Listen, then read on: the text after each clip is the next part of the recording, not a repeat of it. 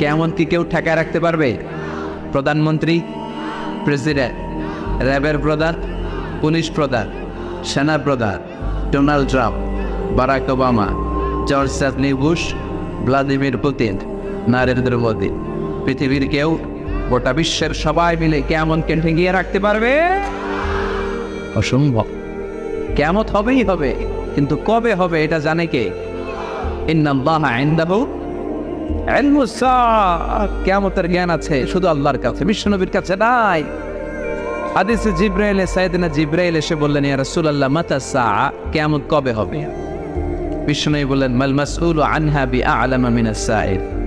জিবরাইল, তুমি যেমনি জানো না আমিও জানি। যাকে প্রশ্ন করা হয়েছে সে প্রশ্নকারীর চেয়ে ভালো জানে। তার মানে কিয়ামত কবে হবে এই জ্ঞান কি বিশ্বনবীর আছে? এক সাহাবী বললেন, ইয়া রাসূলুল্লাহ মাতা সাআ, কিয়ামত কবে হবে? বিশ্বনবী উত্তর না দিয়ে আবার প্রশ্ন ছললেন, ওয়া মাযা আ'দাত্তা লিস-সাআ, কিয়ামত কবে হবে জানার জন্য তুমি এত ব্যাকুল হইলা কেন? কিয়ামতের জন্য তুমি কি প্রস্তুত করেছো? কি প্রস্তুত করেছো যে কিয়ামতের জন্য পাগল হয়ে গেছো? সাহাবী বলে, মা আ'দাত্তু লাহা শাইআন, ইয়া রাসূলুল্লাহ কিয়ামতের জন্য আমার কোনো প্রস্তুতি নাই, ইল্লা আন্নী উহিব্বুল্লাহ ওয়া রাসূলাহু, তবে হ্যাঁ একটা জিনিস আমি করেছি, আমি আমার আল্লাহ এবং তার রাসূলকে বড্ড ভালোবাসি। বিশ্বনবী বলেন, ফাইন্নাকা মা আমান আহবাবতা, তাহলে তো অনেক ভালো প্রস্তুতি নিয়েছো। তুমি যাদেরকে ভালোবাসো কিয়ামত শেষে জান্নাতে তাদের সাথেই থাকবে। এই যে কথাগুলো এতক্ষণ বললাম, এতে করে বোঝা গেল কিয়ামত হবেই, কেউ ঠেকায় রাখতে পারবে? তবে কবে হবে আমরা জানি না, কেউ জানে না, এমনকি বিশ্বনবীও জানে না। তো জানে কে? অনেকে অনেক হিসাব নিকেশ করে বলতে চায় 2030 সালে কিয়ামত হয়ে যাবে, 70 সালে হয়ে যাবে, 80 সালে হয়ে যাবে, এরকম কথা আছে না নাই? এটা ঠিক না। এটা আল উমুর আল গাইবিয়াত, অদৃশ্যের জ্ঞানের অন্তর্ভুক্ত। এই জ্ঞান কারো নাই, কাউকে আল্লাহ দেয় নাই। আছে কার?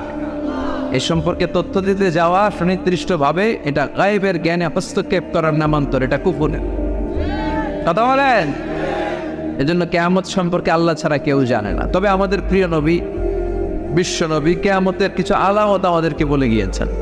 তিনি বলেছেন কিয়ামতের আগ দিয়ে সমাজে, রাষ্ট্রে, বিশ্বব্যাপী এই নমুনাগুলো প্রকাশ পাবে, এই আলামতগুলো দেখা যাবে, এগুলো বিশ্বনবী বলে গিয়েছেন। সুবহানাল্লাহ বলবেন না? আমরাও সমাজে অদ্ভুত কিছু দেখলে আমরা বলে ফেলি এটা কিয়ামতের আলামত। কথা কয়।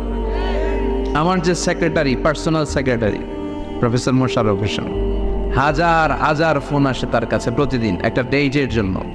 কোনো একটা মাহফিলে গেলে হাজার হাজার লোক তারে ধরে, তার জীবন না বিশ্বাস, বেঁচে থাকা দায়। তার যেখানে ব্যবসা প্রতিষ্ঠান ওখানে যে হামলা করে, সিআইপি, পিআইপি, এমপি, মন্ত্রী দেশ বিদেশ থেকে ফোন দিয়ে প্রেশার ক্রিয়েট করে, আসবেন না কেন? আসবেন না কেন? আসতে হবে। আর প্রোগ্রাম হইলেই গোটা বাংলাদেশের মানুষের মাথায় 2-4 জনের নাম আস। প্রোগ্রাম হইলেই আমির হামজারে দিয়ে করাইতে হবে। প্রোগ্রাম হইলে হাফিজুর রহমান সিদ্দিকীরে লাগবে। প্রোগ্রাম হইলে মিজানুর রহমান আজহারি লাগবে, আব্দুল্লাহ আল আমিনরে লাগবে। এই 4-5টা নামের বাইরে কেউ যেতে চায় না। আমার সেক্রেটারি রাগ করে এগুলার নাম দিয়েছে কিয়ামতের আলামত। আর বারেন এগুলা কিয়ামতের আলামত। আমার কেউ হুজুর আপনি মাহফিল সারান দেন, বাদ দেন, এটা কিয়ামতের আলামত। পাইছে কি মাননি? কোথাও যেতে পারি না, এয়ারপোর্টে বসতে পারি না কোথাও। শত শত মানুষ আসে, নারী পুরুষ, এয়ারলাইন্সের অফিসার, সিকিউরিটি ডিপার্টমেন্টের লোক, পুলিশ ডিপার্টমেন্টের লোক, র্যাবের লোক, সিআইডির লোক আসতেই আসে। ইয়াং ছেলেরা পাইলেই খালি ছবি তোলে, তাও সেলফি এমনি তোলে, আর আঙ্গুল দুইটা এমনি রাখে। আমি কি রে এটা কি স্টাইল? কয় গ্যাংনম স্টাইল। আছে না নাই? এগুলো আসলেই কিয়ামতের আলামত। এরপরে মুরব্বীরা দেখবেন সমাজে অশ্লীল কিছু হতে দেখলে নারীরা হেজাব মেনটেন করতে চায় না। মুরব্বীরা এগুলো দেখলে পছন্দ করে না। ধার্মিক মুরব্বী যারা, তারা বলে এগুলো কিয়ামতের আলামত। আমি এমনও দেখেছি গরুর পা হওয়া দরকার 4টা, গরুর পা বেরোয়েছে 2টা, 2 পাওয়ালা গরু। মানুষ মাথা 2টা জয়েন্ট, আছে না নাই? এগুলো কিয়ামতের আলামত। এগুলো তো আমাদের দেখায়, কিন্তু বিশ্বনবী কিয়ামতের আলামতের ব্যাপারে কি বললেন জানার দরকার আছে না নাই? আজকে আমরা কিয়ামতের আলামতের ব্যাপারে কিছু কথা শুনবো, ইনশাল্লাহ। পড়েন। কিয়ামতের আলামত দুই ধরনের, চিল্লায় বলতে হবে কয় ধরনের? একটা ছোট আলামত, একটা বড় আলামত। একটা কি আর একটা বড়। আশরাতুস সাআ আস-সুগরা ছোট আলামত, আশরাতুস সাআ আল-কুবরা বড় আলামত। কিয়ামতের বড় আলামত 10টি। বেনাবুলের ভাইয়েরা, কয়টি? 10টি। এই 10টি আলামতের একটাও সমাজে দেখা যায়, আলহামদুলিল্লাহ বলেন। কিন্তু ছোট আলামত আছে অনেক, তার বেশিরভাগই সমাজে প্রকাশিত হয়েছে, তার বেশিরভাগই আমাদের সমাজে এগুলো দেখা যাচ্ছে। আজকে বিশ্বনবীর বর্ণনার আলোকে আমরা দেখার চেষ্টা করব যে বিশ্বনবীর বলে যাওয়া কিয়ামতের যে ছোট আলামতগুলো, এগুলো আমাদের বাংলাদেশে, যশোরে, আমাদের বেনাপোলে আছে না নাই? চেক করবো সবাই পেলে। রাজি আছেন? সবাই রাজি? বিশ্বনবী বলতে শুরু করলেন যে কিয়ামতের ছোট আলামত কি কি। 1 নম্বরে বিশ্বনবী বললেন বিআসাতু রাসূলিল্লাহ। বিশ্বনবী বললেন আমার আগমনটাই কিয়ামতের ছোট আলামতের সর্বপ্রথম আলামত। সুবহানাল্লাহ বলতে পারে নাই? বিশ্বনবীর আগমনটা হচ্ছে কিয়ামতের যে ছোট আলামতগুলো তার প্রথম আলামত। বিশ্বনবীর আগমন পৃথিবীতে হয়েছে কি হয় নাই? কতদিন আগে হয়েছে? 1400 বছর আগে, প্রায় 1500 বছর আগে বিশ্বনবীর আগমন হয়েছে। তার মানে আজ থেকে 1500 বছর আগে কিয়ামতের আলামত শুরু হয়ে গেছে। বিশ্বনবী বলতেন বুইসতু আনা ওয়াসসাআতু কাহাতাইন, আমি এবং কিয়ামত এরকম পিঠাপিঠি হয়ে নাজিল হয়েছে। এই আঙ্গুল থেকে এই আঙ্গুলের মাঝখানে যেমনি তেমন কোনো ডিস্টেন্স নাই, আমি আর কিয়ামতের মধ্যেও তেমন ডিস্টেন্স নাই। তার মানে বিশ্বনবীর আগমন হয়েছে কি হয় নাই? এরা হতে হেলে দোলে নুরানি তনু কে আসে হায়, সারা দুনিয়ার হেরে মেরে পর্দা খুলে খুলে যায়, সে যে আমার কমলিওয়ালা কমলিওয়ালা। তার বাবে বিবল রাঙা পায়ের তলে, পর্বত জঙ্গল টল মল টলে, খুরমা খেজুর বাদাম জাফরানি ফুল ঝরে ঝরে যায়, সে যে আমার কমলিওয়ালা কমলিওয়ালা। সুবহানাল্লাহ পড়েন। আমাদের কামলিওয়ালা নবীর আগমন পৃথিবীতে হয়েছে কি হয় নাই? উনি এখন ওনার কবরে শুয়ে আছেন। আমরা যে বিশ্বনবীকে সালাম দিয়ে আসে ওনার রওজা কবরের সামনে যায়, ঠিক কিনা? তার মানে কিয়ামতের প্রথম আলামতটা পাওয়া গিয়েছে। বেনাবুলের ভাইয়েরা কথা বলেন। কিয়ামতের ছোট আলামতগুলো যেগুলো সমাজে প্রকাশ পাচ্ছে, তার প্রথম আলামতটা পাওয়া গিয়েছে কি যায় নাই? আচ্ছা, কিয়ামতের 2 নম্বর আলামত হচ্ছে কাসরাতু যুহুরিল ফিতানি বিআনওয়াইহা, সমাজের চারদিকে ফিতনার সয়লাব হয়ে যাবে। ফিতনা আছে না নাই? বেনাপোলে নাই? সামাজিক ফিতনা, রাষ্ট্রীয় ফিতনা, পারিবারিক ফিতনা, নারী ঘটিত ফিতনা আছে না নাই? আপনি চাইলেও চোখ হেফাজত করতে পারছেন না। আল্লাহ বলছেন কুল্লিল মুমিনিনা ইয়াগুদ্দু মিন আবসারিহিম, চোখ নামাও, lower your gauge, lower your eyesight, চোখ নামাও। বিষ্ণু বললেন ইয়া আলী লা তুতবি'ন নাযরাতান নাযরা, এক নজর যদি ভুল করে কোনো নারীর চেহারার দিকে পড়ে যায়, দ্বিতীয় নজর দিও না। প্রথম নজর আল্লাহ ক্ষমা করে দিবে, কিন্তু দ্বিতীয় নজরে গুনাহ আছে না নাই? প্রথম নজরে ক্ষমা, দ্বিতীয় নজরে গুনাহ। এজন্য অনেকে বলে প্রথম নজর যেহেতু ক্ষমা, এক নজরে আধা ঘন্টা চেয়ে থাকো, আছে না নাই? না, লোয়ার ইউর গেজ।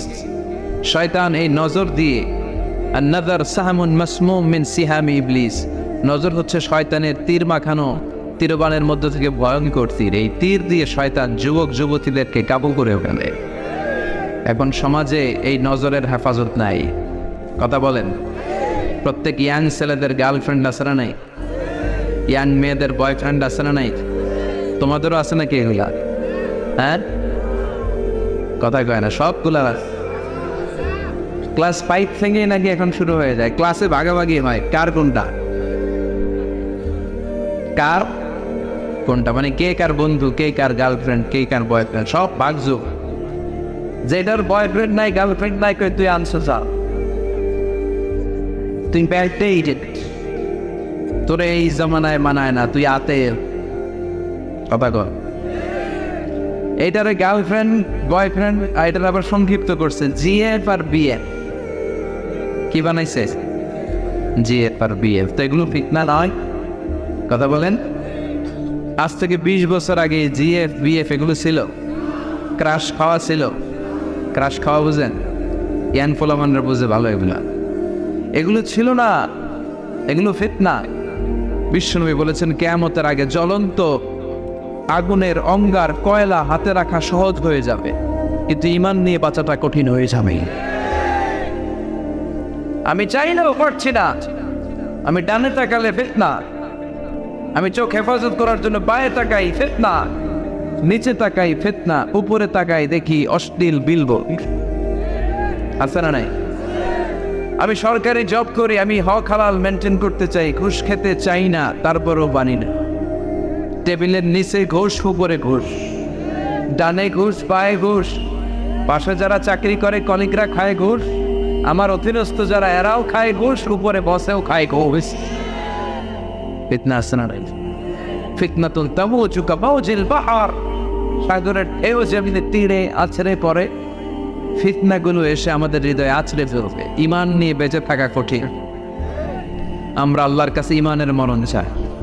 কিসের মরণ?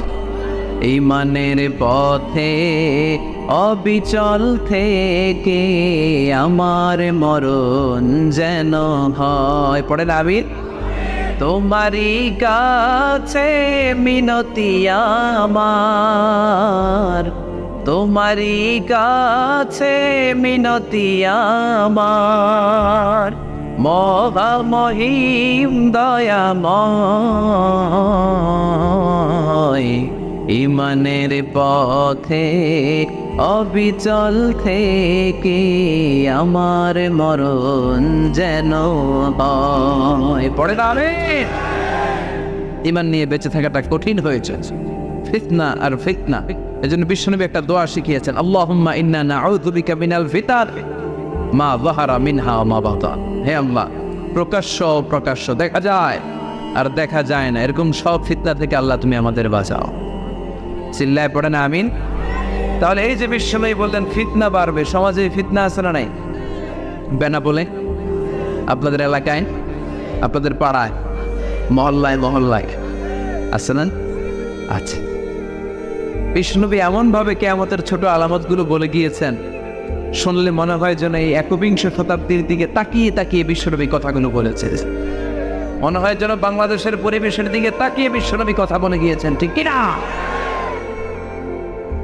3 নম্বরে বিশ্বনবী বললেন খরুজ মুত্তাইন নবুয়া, কিয়ামতের আগ দিয়ে ভণ্ড নবী দাবিদার বের হবে। 30 জন। মুসলিমের বর্ণনায়, বুখারীর বর্ণনায় 30 জন। কুল্লুহুম ইয়াজআমু ইন্নাহু রাসূলুল্লাহ। বিশ্বনবী বলেন এরা সবাই হচ্ছে কাযযাবুন দাজ্জালুন, সবাই কাযযাব দাজ্জাল, একটাও নবী না। বিশ্বনবীর পরে কোন নবী হবে? কথা বলেন। মা কানা মুহাম্মাদুন আবা আহাদিন মির রিজালিকুম ওয়ালাকিন রাসূলুল্লাহি ওয়া খাতামান নাবিয়্যিন। আল্লাহ বললেন মুহাম্মদ কোন পুরুষের পিতা নয়, তিনি হলেন আল্লাহর রাসূল, তিনি হলেন শেষ নবী। তিনি কি নবী? সবাই বলেন, আরো জোরে বলেন। তিনি শেষ নবী। আমার নবীর পরে, আমার পেয়ার নবীর পরে আর কোন নবী আছে নাকি? আমার নবীর পরে আর কোন রাসূল আছে নাকি? বিশ্বনবী বলছেন লা নাবিয়্যা বা'দি ওয়া লা রাসূলা, আমার পরে কোন নবী নাই, আমার পরে কোন রাসূল নাই। তবে লাউ কানা বা'দি নাবিয়্যুন লাকানা উমর, আমার পরে নবী হওয়ার যোগ্যতা যদি কারো থেকে থাকে, আমার ওমর ফারুকের ওই যোগ্যতা আছে।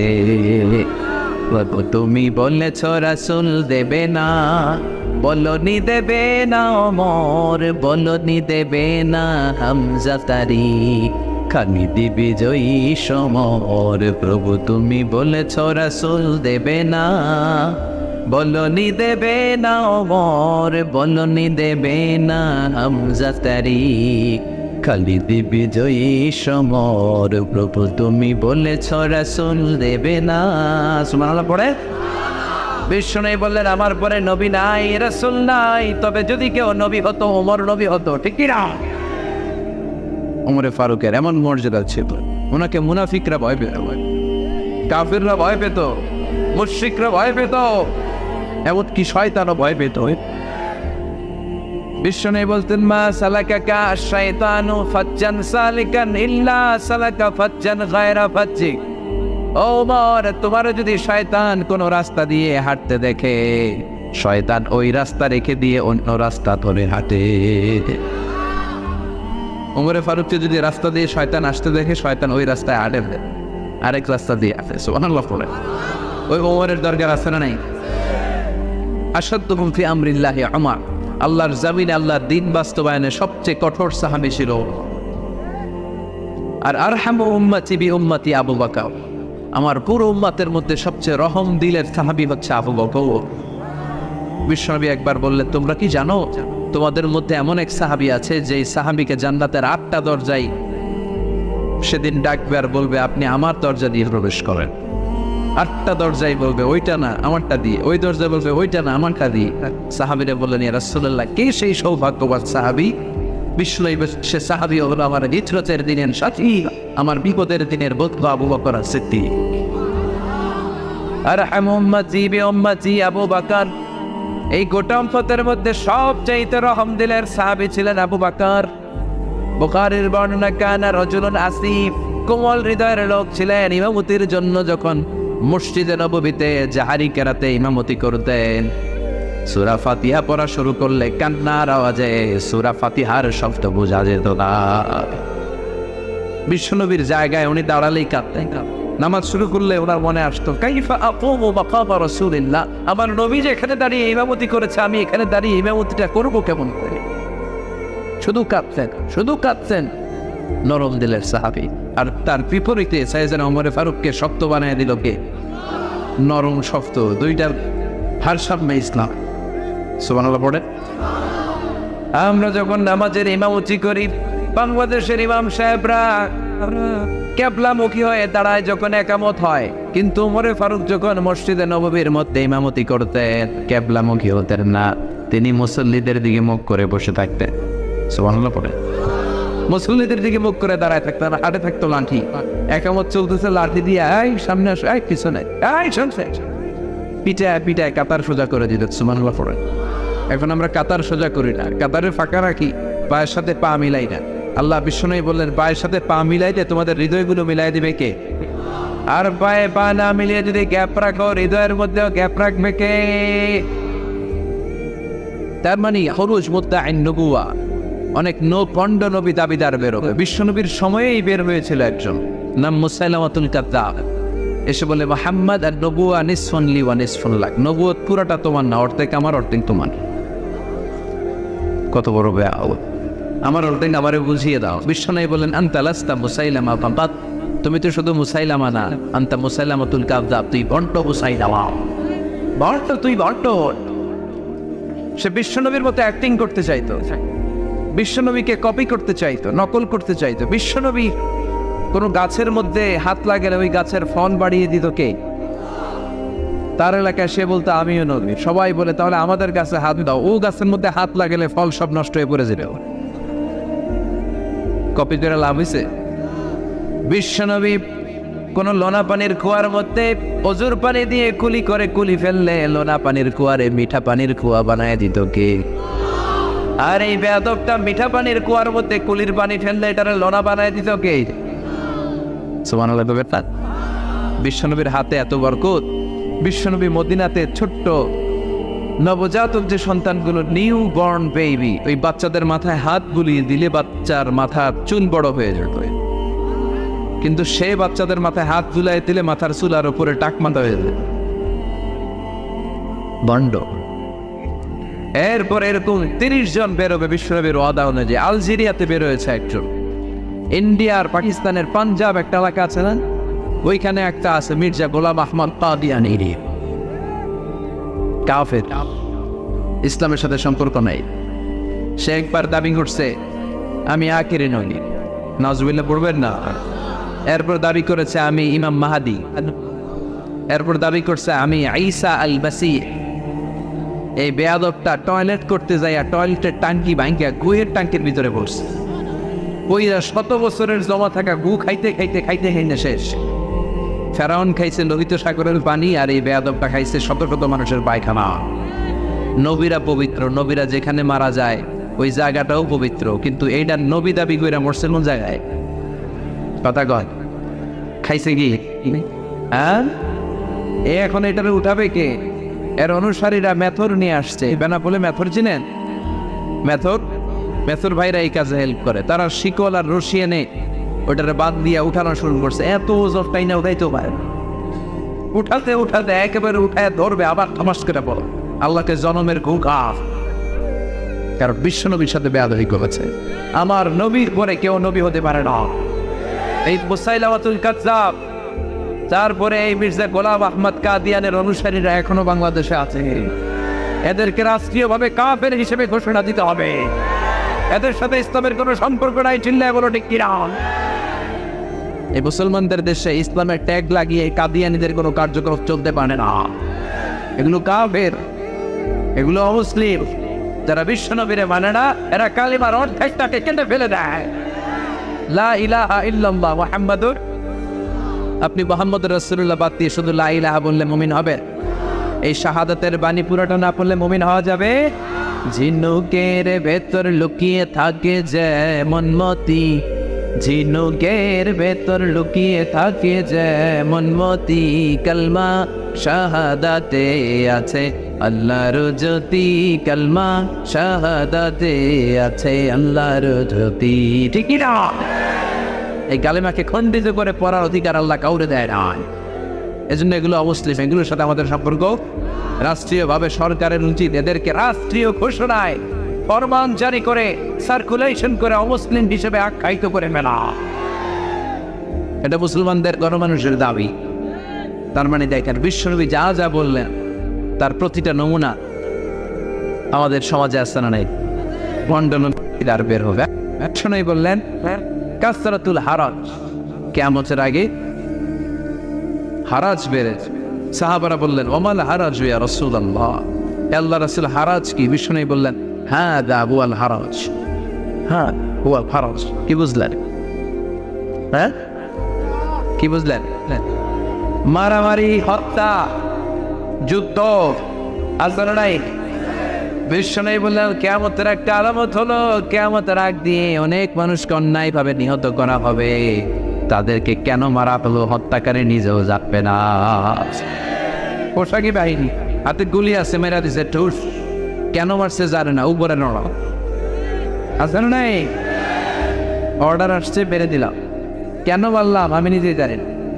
আচ্ছা, যারে মারলাম ও জানে না, ও জেনে মরতে পারলো না যে কেন আমি বললাম। বিশ্বনবী বললেন কিয়ামতের আগে হত্যা বেড়ে যাবে, মারামারি বেড়ে যাবে, যুদ্ধ বেড়ে যাবে। এক আফগানিস্তানের যুদ্ধে লক্ষ লক্ষ মানুষ নাই। হেরা গুহায় সূরা আলাকের প্রথম যে আয়াতটি নাজিল হয়েছে সেটি কি ছিল? ইকরা, আওয়াজ করে বলুন সেটি কি?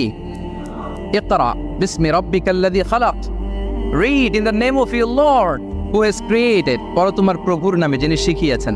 তাহলে ইসলামের প্রথম কথাই হচ্ছে পড়ো, এক্সপ্লোর করো, ইনোভেট করো, ডেভেলপ করো। ইসলামের প্রথম কথাই হচ্ছে পড়া। জ্ঞানের সাথে নিজেকে জুড়ে রাখো, অজ্ঞতার সাথে ইসলামের কোনো সম্পর্ক। এবং জ্ঞানকে আল্লাহ রাসূল সাল্লাল্লাহু আলাইহি ওয়াসাল্লাম বিশ্বময় ছড়িয়ে দিতে বলেছেন। Knowledge has no boundaries. তিনি বলেছেন বাল্লিগু আন্নি ওয়ালাউ আয়া, একটি আয়াত হলেও আমার পক্ষ থেকে গোটা বিশ্বে ছড়িয়ে দাও।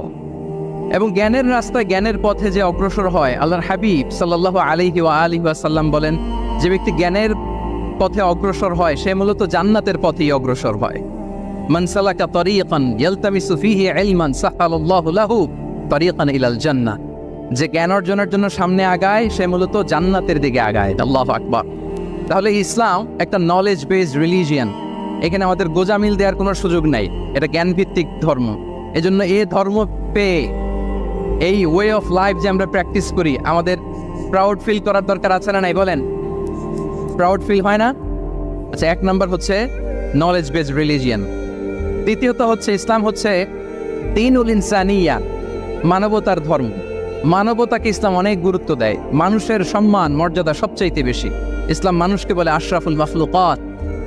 আল্লাহ তাআলা বলছেন ওয়ালাকাদ কাররামনা বানি আদম, I have dignified the status of the son of আদম।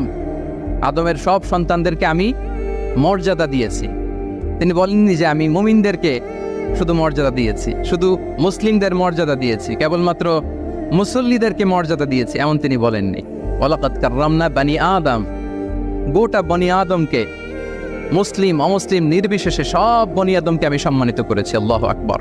কিভাবে ইসলাম মানবতার কথা বলে এবং মানুষের জন্য যে কাজ করে, ইসলাম তাকে শ্রেষ্ঠ মানুষ বলেছে।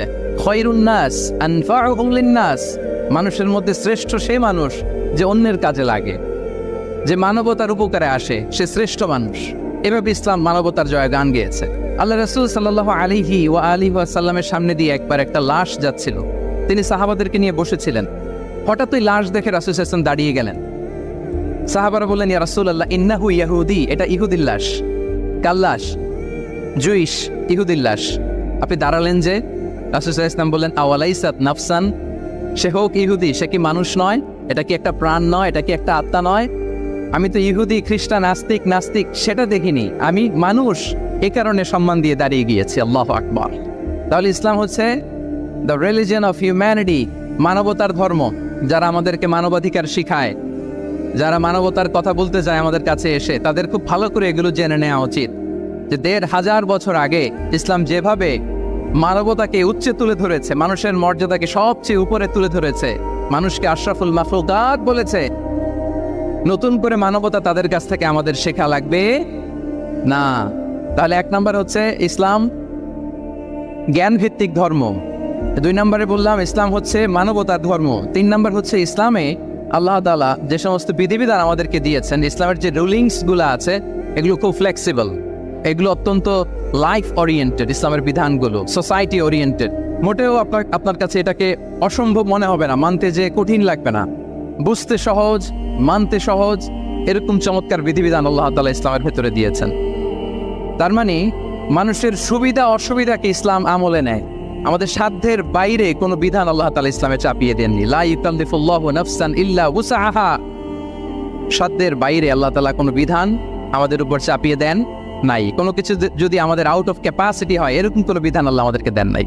বরং ইসলামের সবগুলো বিধান আপনার কাছে খুবই যুক্তি সুলভ লাগবে, খুবই স্বভাব সুলভ লাগবে, আপনার নেচারের সাথে, আপনার চাহিদার সাথে এটা খুব যায়, খুব স্যুট করে, এমন বিধান আল্লাহ তাআলা দিয়েছেন। আল্লাহ তাআলা বলছেন, ওয়ামা জাআলা আলাইকুম ফিদ্দীন মিন হারাজ, দিনের ভেতরে, ইসলামের ভেতরে আমি কোনো হারাজ রাখিনি, জটিলতা রাখিনি, কাঠিন্যতা রাখিনি, বরং সহজ করে ইসলামকে তোমাদের জন্য আমি দিয়েছি। অন্যত্র আল্লাহ তাআলা বলছেন, ইউরিদুল্লাহু বিকুমুল ইউসরা ওয়ালা ইউরিদু বিকুমুল উসর, আল্লাহ তোমাদের জন্য সহজ চান, কঠিন চান না। আমরা অনেক সময় না বুঝে ইসলামকে খুব কঠিন করে প্রেজেন্ট করি, উপস্থাপন করি। ইসলাম আসলে এত কঠিন না, কিন্তু আমরা কঠিন করে ফেলি। কিন্তু আল্লাহ তাআলা সহজ করেছেন। কতটা সহজ? নামাজের মধ্যে দাঁড়িয়ে সালাত আদায় করা হচ্ছে ফরজ। দাঁড়িয়ে সালাত আদায় করা কি? আপনি দাঁড়াতে পারেন না, বসে পড়লেও কবুল করবে কে? আল্লাহ কবুল করবে। বসতে পারেন না, শুয়ে পড়লেও আল্লাহ কবুল করবেন। অজু করে নামাজ পড়া ফরজ, অজুর পানি নাই, তাই এমন করে নামাজ পড়লেও আল্লাহ কবুল করবেন। তাহলে বলেন তো, ইসলাম পালন কি কঠিন না সহজ? আমরা মাঝে মাঝে খুব কঠিন করে উপস্থাপন করি। অনেক সময় আমাদের কাছে লিগ্যাল অপিনিয়ন চায়, ফতোয়া জানতে চায়, আমরা এত কঠিনভাবে অনেক সময় রেসপন্স করি, যিনি জিজ্ঞেস করেছেন তার মানতে বড্ড কষ্ট হয়। কিন্তু ব্যাপারটা ছিল এমন চমৎকার করে আমাদের প্রেজেন্টেশনের দরকার ছিল যে তার কাছে খুব সহজ মনে হবে এটা। কারণ যে সমস্ত বিধিবিধান আল্লাহ তাআলা আমাদেরকে দিয়েছেন ইসলামে, এগুলো মানাটা আমাদের জন্য সহজ, ফ্লেক্সিবল। ইসলামের একটা বিধান হচ্ছে তাইসির, ফ্লেক্সিবিলিটি। মানুষের সুবিধা অসুবিধা এটা ইসলাম আমলে নেয়। কতটা আমলে নেয়, ছোট্ট একটা উদাহরণ দিলে আমরা বুঝতে পারবো। রাসূল সাল্লাল্লাহু আলাইহি ওয়াসাল্লাম সাহাবাদেরকে নিয়ে একবার বসা, হঠাৎ করে এক সাহাবী এসে বললেন, ইয়া রাসূলুল্লাহ হালাকতু ইয়া রাসূলুল্লাহ, হে আল্লাহর রাসূল আমি তো শেষ। রাসূল সাল্লাল্লাহু আলাইহি ওয়াসাল্লাম বললেন, তুমি শেষ, তোমার আবার কি হলো? তো সাহাবী বলেন, ওয়াকাআতু আলা ইমরাআতি ফি রমাদান, আমি রমজান মাসে দিনের বেলায় আমার স্ত্রীর সাথে ফিজিক্যাল ইন্টিমেসিতে চলে গেছে, ভুল করে ফেলছি। আমরা জানি যে রমাদানে আমরা কিছু কাজ করতে পারি না। সিয়ামের সংজ্ঞাই হচ্ছে আসওয়ামু ওয়াল ইমসাক আনিল আকলি ওয়াশ শুরবি ওয়াল জিমাই মিন তুলুই ফাজরি ইলা গুরুবি শামসি মা আন-নিয়া, মানে রোজা হচ্ছে এটা এমন ইবাদত, সূর্যোদয় থেকে সূর্যাস্ত পর্যন্ত না খেয়ে থাকা, কোনো কিছু পান না করা, এবং দিনের বেলায় বিবাহিতরা তাদের স্ত্রীদের সাথেও ইন্টিমেসিতে যেতে পারবে না। এটা যদি কেউ মেনটেন করে, এটা হচ্ছে সিয়াম। তো সাহাবী বলে, ইয়া রাসূলুল্লাহ আমি তো শেষ, আমি তো দিনের বেলা ভুল করে ফেলছি, আমি তো আমার স্ত্রীর সাথে মেলামেশা করে ফেলছি, এখন কি করব? তো এটার আবার একটা বড় পেনাল্টি আছে, আপনারা যারা জানেন যে ইচ্ছাকৃত রোজা ভাঙলে কাজাও করতে হয়, কাফারাও দিতে হয়। কাজা মানে একটা রোজার জন্য একটা রোজা, আর কাফারা মানে হচ্ছে আরো 60টা রোজা রাখতে হবে। কয়েকটা জিনিস আছে, বেসিক্যালি 3টা। তো রাসূল ইসলাম তাকে বললো যে তোমার তো পেনাল্টি হয়েছে, তুমি তো বড় ভুল করে ফেলছো, তো তোমার কাছে কি এরকম কোনো দাস আছে যেটাকে তুমি আজাদ করে দিতে পারবা, মুক্ত করে দিতে পারবা, তাহলে পেনাল্টি আদায় হয়ে গেল। সে বলে ইয়া রাসূলুল্লাহ, না, আমার তো এত সক্ষমতা নাই, আমার কাছে তো কোনো দাস নাই। আচ্ছা, দাস নাই। তো রাসূল সাল্লাল্লাহু আলাইহি ওয়াসাল্লাম বললেন তাইলে তুমি টানা 2 মাস রোজা রাখতে হবে, তাইলেও পেনাল্টি হয়ে যাবে, আদায় হয়ে যাবে, পারবা? সে বলে ইয়া রাসূলুল্লাহ, 2 মাস রোজা রাখা তো এটা কঠিন হয়ে যায়, ইটস নট এ জোক, টানা 60 দিন কি করে রোজা রাখ? তো রাসূল সাল্লাল্লাহু আলাইহি ওয়াসাল্লাম বললেন এটাও পারবে না, তাহলে 60 জন মিসকিনকে খাবার খাইয়ে দিতে হবে এজ এ পেনাল্টি। এটা বড় অন্যায় করে ফেলছো, 60 জন মিসকিনকে খাবার খাওয়াবে, এটা পারবা? সে বলে ইয়া রাসূলুল্লাহ, এটাও পারবো না। তাহলে কয়টা অপশন দিয়েছিলেন রাসূল সাল্লাল্লাহু আলাইহি ওয়াসাল্লাম? আওয়াজ করে বলেন তো কয়টা?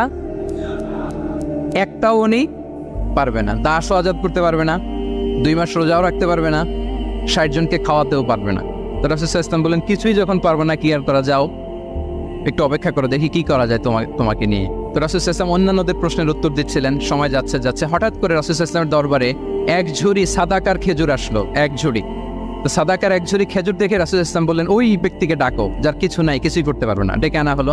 রাসূল সাল্লাল্লাহু আলাইহি ওয়াসাল্লাম বললেন যাও, তুমি তো কিছুই করতে পারবে না, এই 1 ঝুড়ি চ্যারিটির খেজুর, সাদাকার খেজুর তুমি গরিবদের মাঝে বিতরণ করে দাও, তাসাদ্দাক বিহা, এটা বিতরণ করে দাও, তাইলে আশা করি আল্লাহ তোমাকে মাফ করবে। তো এই সাহাবী বলে ইয়া রাসূলুল্লাহ, আলা আফকারা মিন্না ইয়া রাসূলুল্লাহ, আমার চেয়েও গরিব কাউকে খুঁজে বের করে দান করতে হবে? তো রাসূল সাল্লাল্লাহু আলাইহি ওয়াসাল্লাম বললেন হ্যাঁ, গরিবকেই তো দিতে হবে।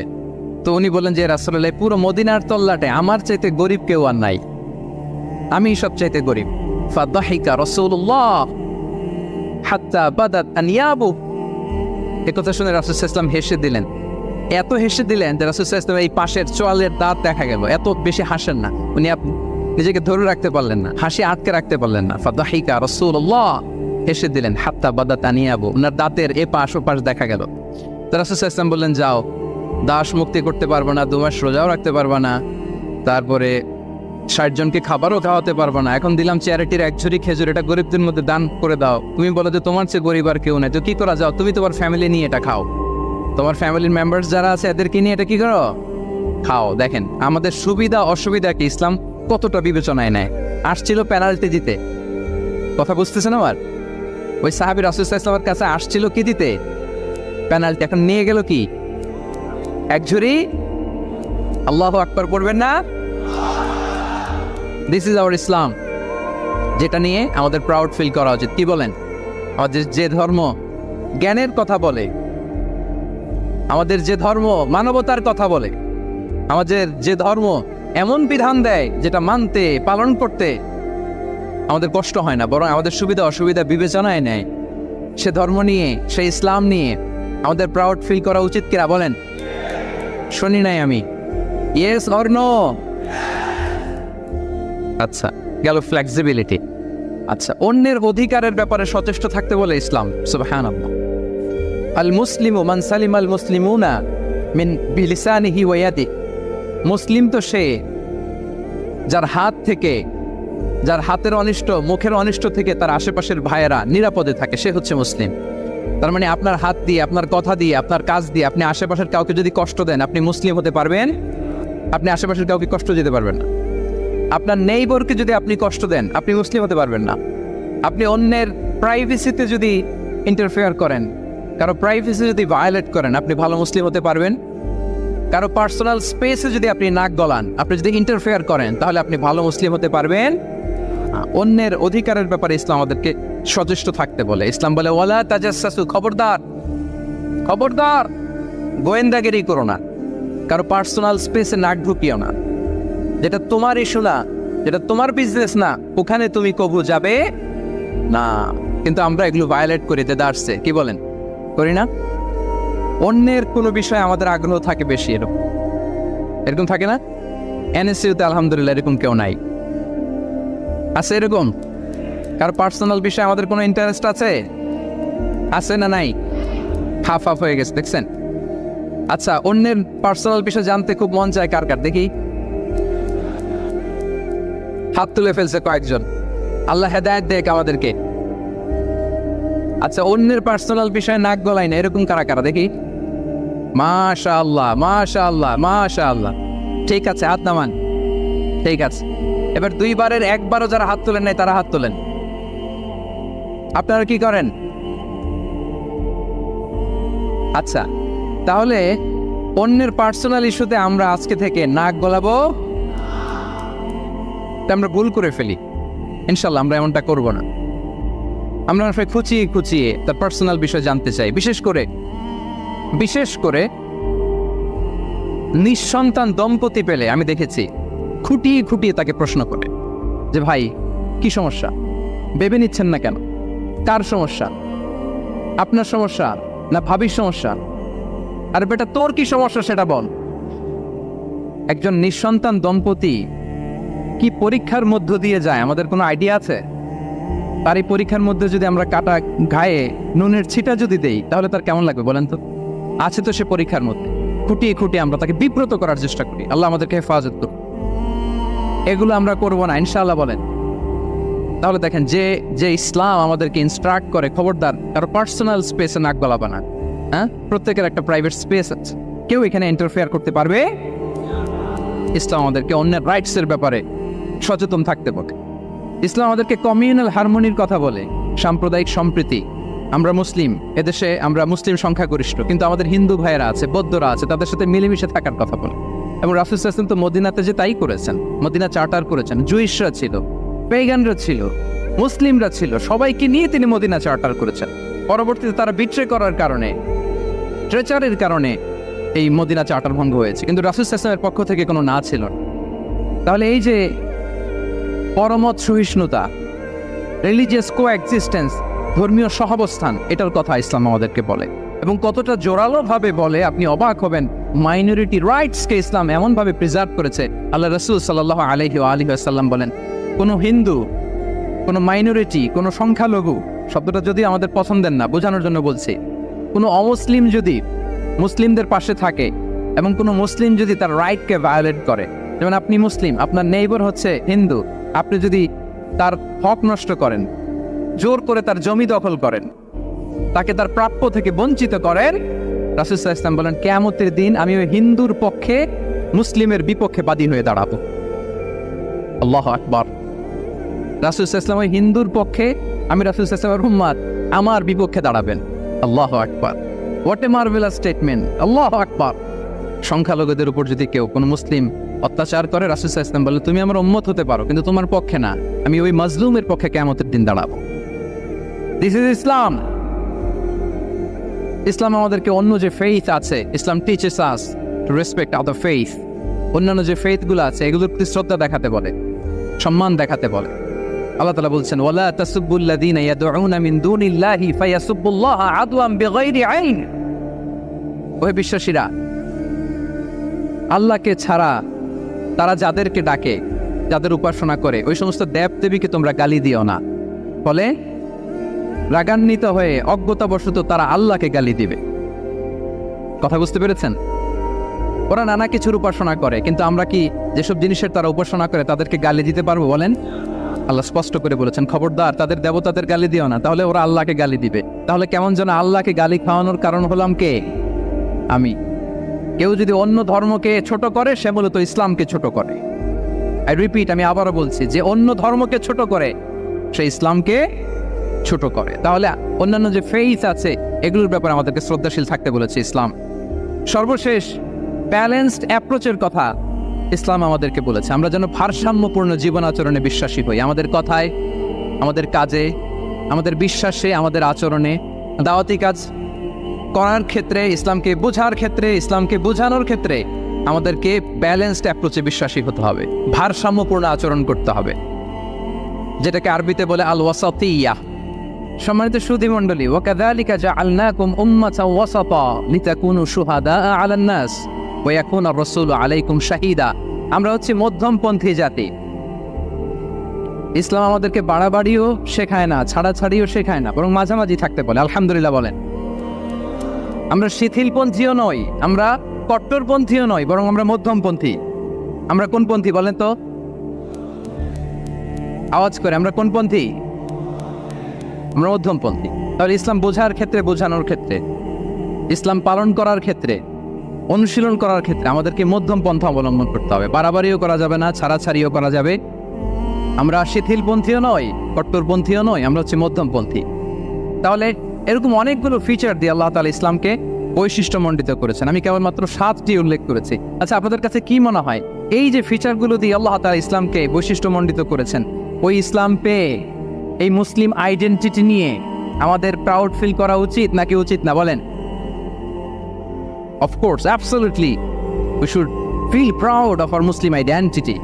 যে ইসলাম আল্লাহ তাআলা আমাদেরকে দিয়েছেন, এই মুসলিম আইডেন্টিটি নিয়ে আমাদেরকে অবশ্যই গর্ব করা উচিত।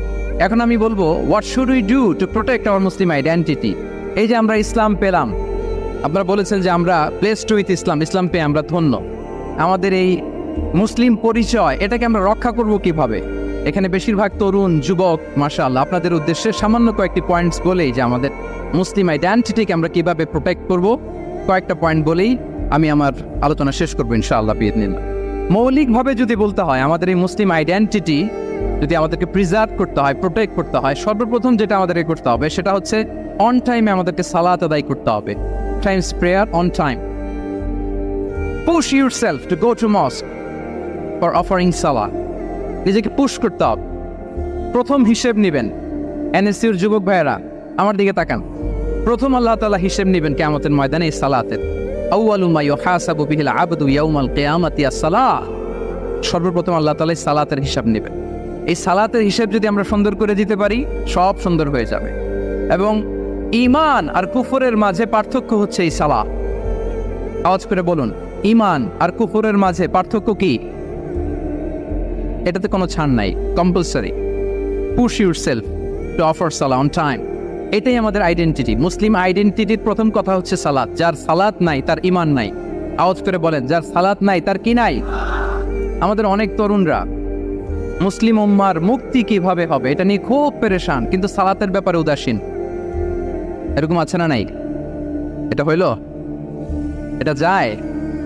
যে ব্যক্তি মুসলিম উম্মার মুক্তি নিয়ে টেনসড, সে সালাতে উদাসীন, এটা মেনে নেওয়া যায়?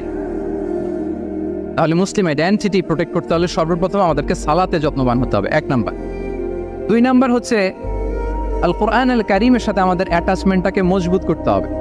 1 নাম্বার হচ্ছে সালাত মুসলিম আইডেন্টিটির, 2 নাম্বার হচ্ছে কোরআন। আওয়াজ করে বলেন, 2 নাম্বার কি? কোরআনের সাথে আমাদের অ্যাটাচমেন্ট বাড়াইতে হবে। অনেকের কোরআনের ইন ডেপথ নলেজ অনেক ভালো, কোরআনের রিফ্লেকশনগুলো খুব ভালো জানে, কিন্তু কোরআন তেলাওয়াতের বেহাল দশা।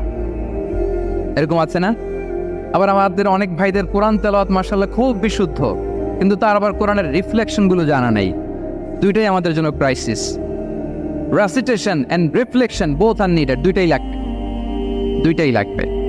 যে প্রজন্ম কোরআন জানে না তারা কখনো সফল হতে পারে না।